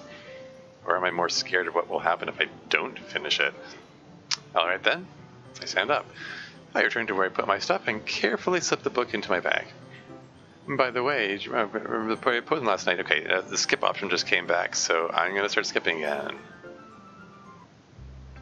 Because... yeah, okay, save. I'm going to save over this one. Yeah, so I'm just gonna largely be skipping through these because I'm gonna skip through any text that it allows me to skip, basically. What's this? So they are arguably the only two in the club who were good friends in the base game. Yeah, but that's pretty well established, I think. I mean, the Sayori and Monica, they talk a lot. There are a lot of references to them talking together in Act 1. And plus, Sayori's the vice president. Monica chose to make her the vice president, which shows that they had to have been close before the club formed. So yeah, there's a lot of fodder for suggesting that they're pretty close. And there's some people who say that Sayaka can't be a thing because Monica ends up killing Sayori, but aside from that whole, Monica's whole meta decision to kill everyone thing, there's a lot of room for, speculation and fan fiction around that whole thing. As I played it in my draft, that Natsuki sees her manga as her most prized possession, and it means a lot to her. Cool. He made a joke after hugging the other person on stream wearing a Monica shirt that if he wore a Sayori shirt, they would have kissed. Did he say that? I don't remember that. I don't think I saw the whole 3rd anniversary stream, but that's amazing.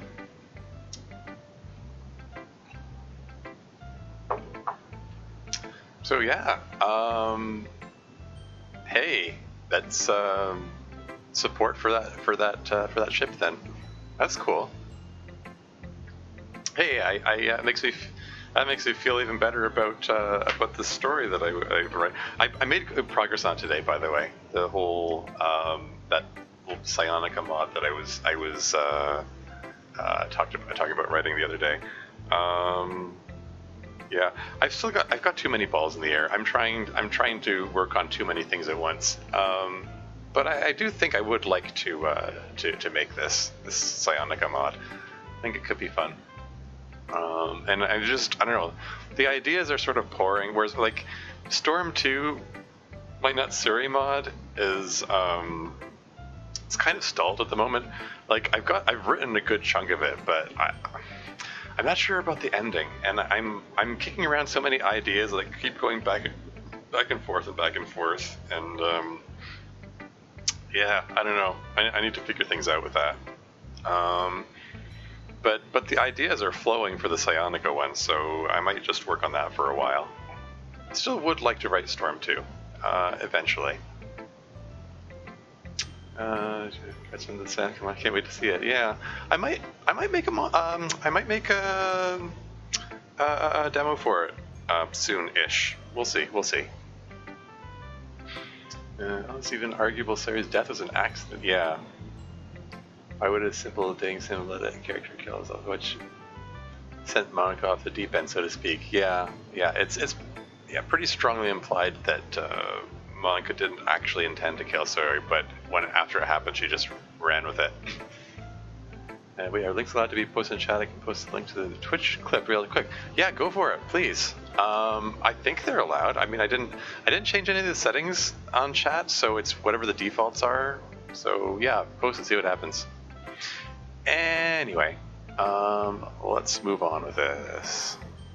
I'm just gonna go skippy. Oh, this is a good poem term. Oh, hey, it's not letting me skip it. So this is new. What would this sequel be called? Thunderstorm. I play with that idea a bit. I'm kicking around some ideas about what to call it. Like, it doesn't, I mean, I don't know. That's still up in the air. I might just call it Doki Doki Storm 2. But it would be nice to have a subtitle.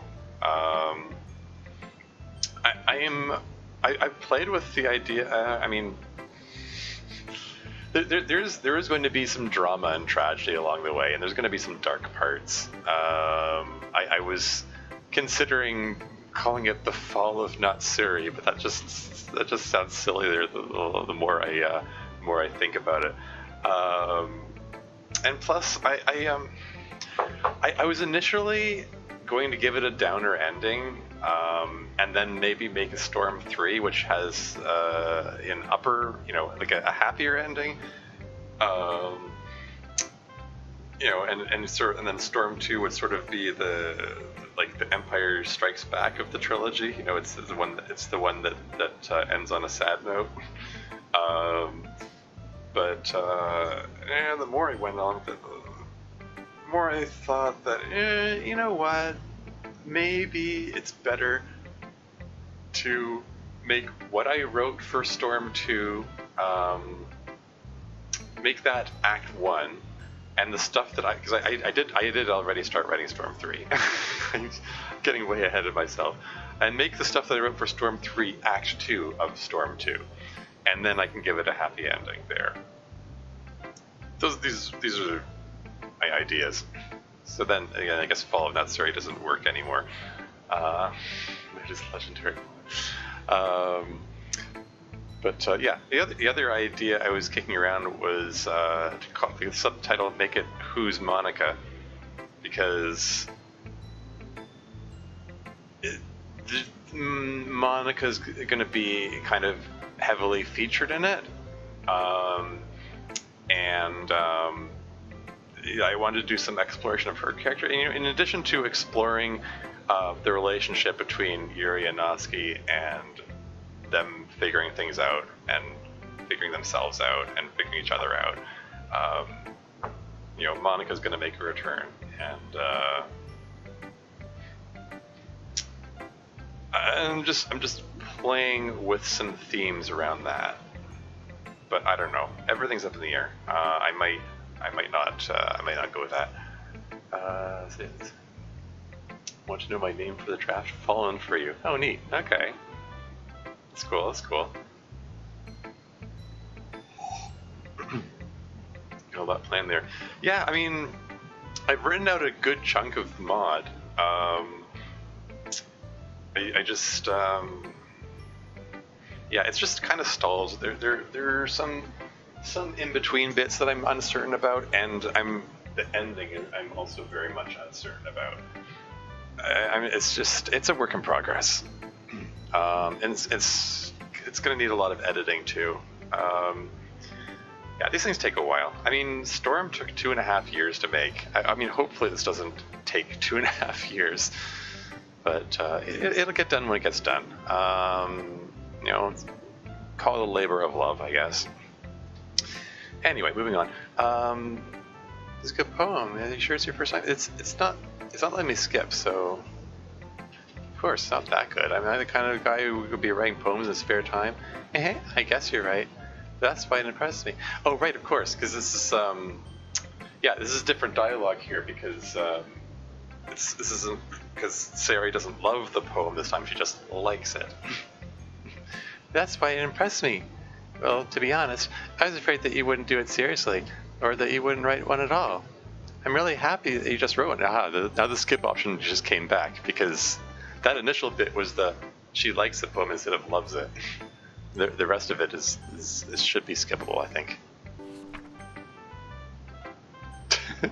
There you go. So, by the way, you know how you wanted music for your sequel? Have you looked into copyright free? Oh, well, sure. I mean, I kind of like in Storm, the original Storm. I overused Moonlight Sonata. That was a deliberate choice because it was necessary for the player to have heard Moonlight Sonata a lot, so the variations of Moonlight Sonata that show up in the later acts carry more weight. But you know, making the sequel could be an opportunity to move away from that. I think I would like to still have some classical music though, because what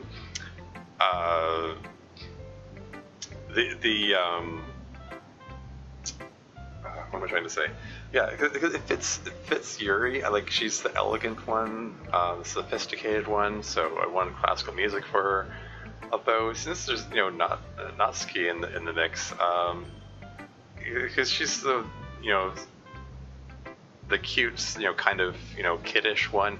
I think I'd like to have some pop music in there, or something that sounds like pop music. I don't want to have actual pop music in there because copyright issues. But I think I'd like to commission someone to make some music which kind of sounds like pop music, which could be a fun little project for somebody. There's actually a scene which I kind of wrote. I mean, I initially wrote it as fan fiction, which I haven't really shared much around because it's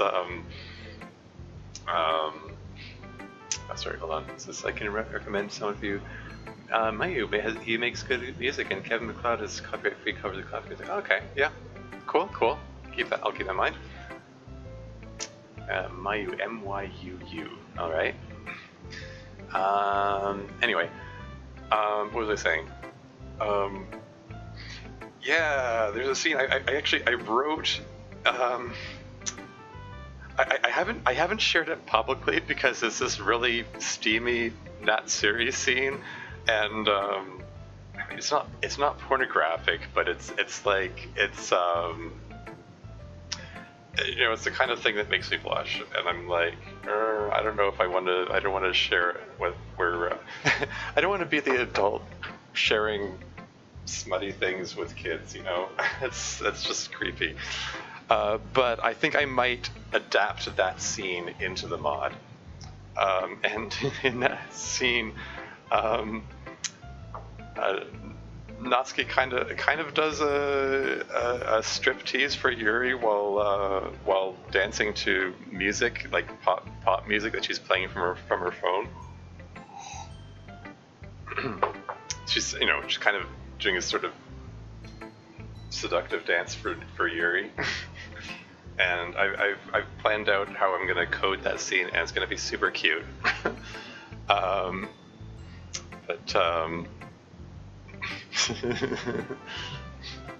His channel on here is well known in the creepypasta and horror narration community for its horror music. Oh, neat. Okay. I could probably work with that then, you know? Because I do intend to have some like creepy horror scenes in that mod, so yeah. Anyway, moving right along. So Natsuki likes the poem this time, so she should have different dialogue.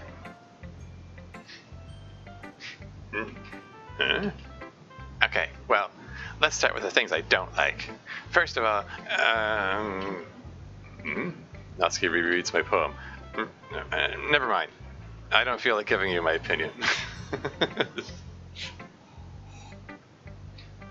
Sounds really funny and cute. I hope so. Yeah. Then what's the point of sharing in the first place? I wrote this when I could have been doing other things. In fact, I remember how I said I wanted to read your poems. That's what I had in mind when writing this. I wanted to help you feel comfortable enough to share yours. I just think I can get the image out of my head. What the? Natsuki dancing for Yuri.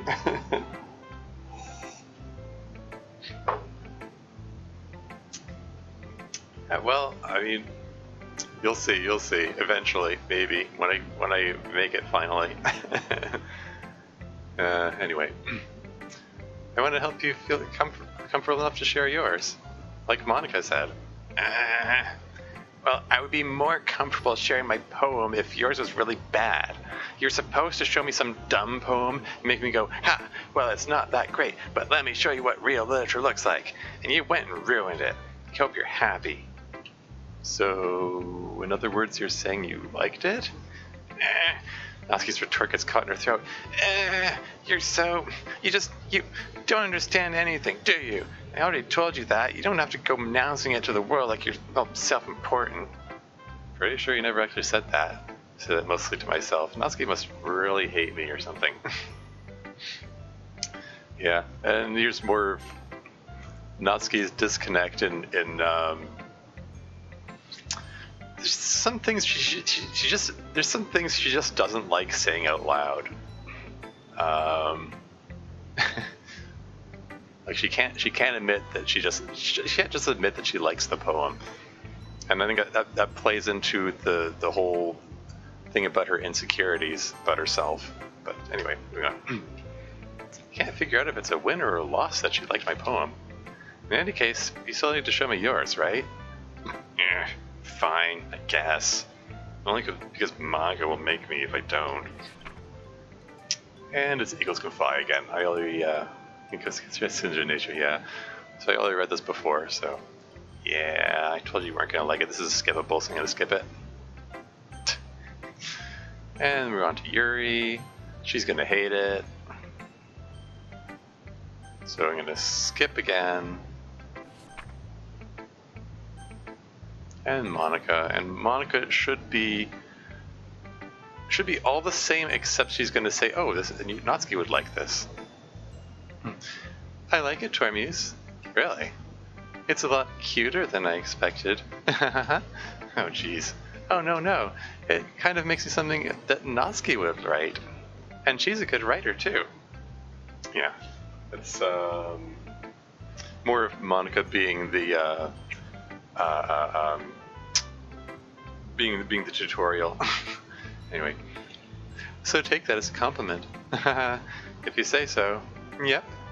There are lots of poems or stories out there that are no more than a few simple words. They can be funny, endearing, or even sad. And sometimes they're only a few lines long. They might even feel like they're written for kids, but if you think about them, they can express views of the world that would apply to anybody. I see. So you're saying that Natsuki is kind of like that? Sort of. Maybe she's not an expert, but you probably won't find much filler in her poems. They might be easy to write, but they're super challenging to get the meaning through. so I can see why it might be your kind of poem to explore. I'm sure I'll end up trying different things a lot. Could take a while before I feel comfortable doing this. That's okay. I love to see you try new things. That's the best way. Oh, the rest of this is skippable. So, skip. That's Monica's first poem. Continuing to skip, it's the argument, blah blah blah. Skippy, skippy, skippy, and I'm going to save here because there's a choice. And this time I'm going to pick Natsuki. Natsuki. Yuri, you're really talented. Well, but Natsuki has a point. I think that, I racked my brain in an attempt to back myself up. I think that conveying feelings with few words can be just as impressive as well. It lets the reader's imagination take over. And Natsuki's poem did a really good job at that. Yeah, it did, didn't it? Shows how much you know. That's not... Natsuki, I think that's enough. Me? But you were so mean to me. Natsuki's voice whines. Look, what we talked about yesterday was right. Writing is a really personal thing, and sharing it can definitely be hard. Looks like we learned that today. Even small criticism can lead to something pretty heated. I glance over my shoulder. Sayori is nodding vigorously. Yeah, so you don't need to feel threatened. You're a great writer, Natsuki. Natsuki's voice gets caught in surprise. Thanks for noticing.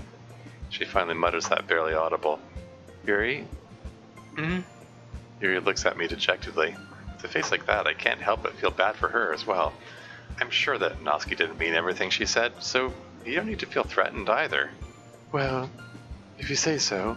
Hey, it's not like you need to apologize for me, Tormuse. Sheesh. Natsuki takes a breath. The thing about... Natsuki glances around the room. Would everyone stop staring at me? Unsurprisingly, Natsuki has a harder time with it than she boasted. Sayori and Monica look away. Anyway, thing about your boobs. I didn't mean it, okay? That's all. Natsuki looks away, avoiding eye contact with anyone.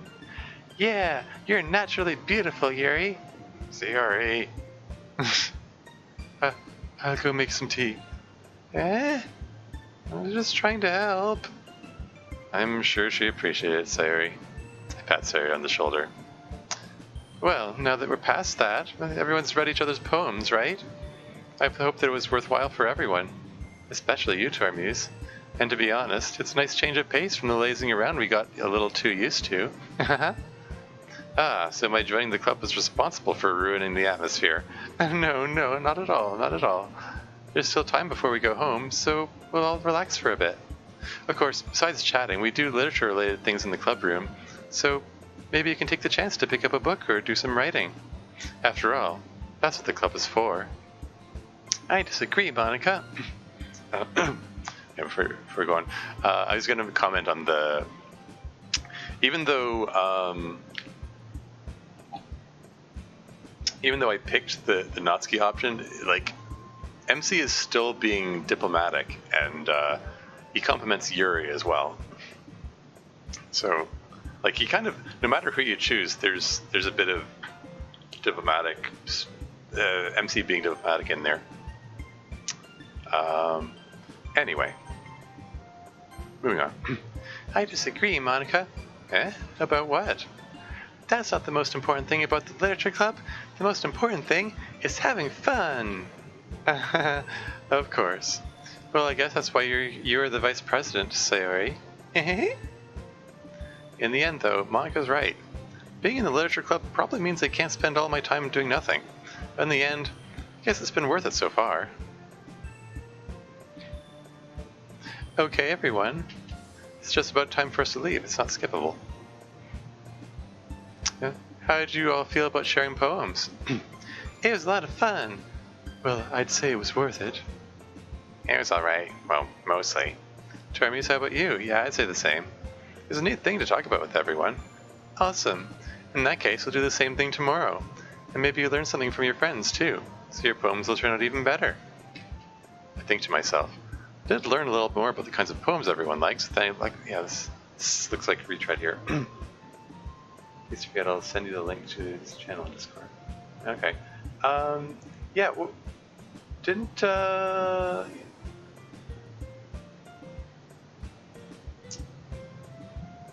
Did you try to send?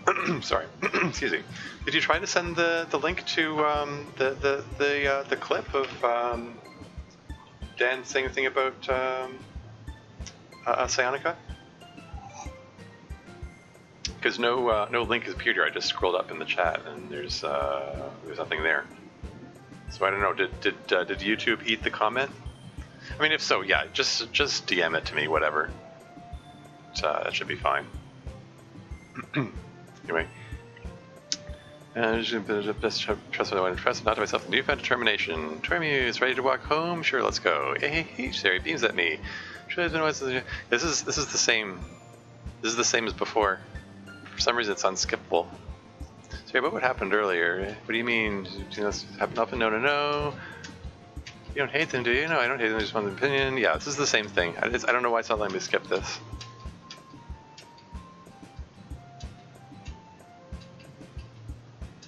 Yeah, this is all identical. The clipped chemistry isn't here. Okay. All right. So this is going into the second poem, which I'll write for Natsuki, and I'm going to do that another time, because I think, yeah, this stream has been over 2 hours, so this is a good time to end it. Exit DDLC, return to the desktop, but it actually returns to this thing. And look, they've got unlocked a whole bunch of things. Side stories. So I unlocked like 3 more. That's interesting. There's only 1 more side story unlocked, even though I unlocked 3 more CGs. Oh well. New pictures? I'm curious. Oh, hey, this is neat. This wasn't here before. Ah, I've seen that. I know I've seen these before, or at least I've seen, like, this is familiar, that Yuri and Natsuki sitting together like that. Yeah, artwork drawn by Sacha to celebrate Valentine's Day in 2019. Yeah, that's where I saw it. It's posted on Monica's Twitter feed. So yeah, so I would have unlocked. That's CG. Anything else?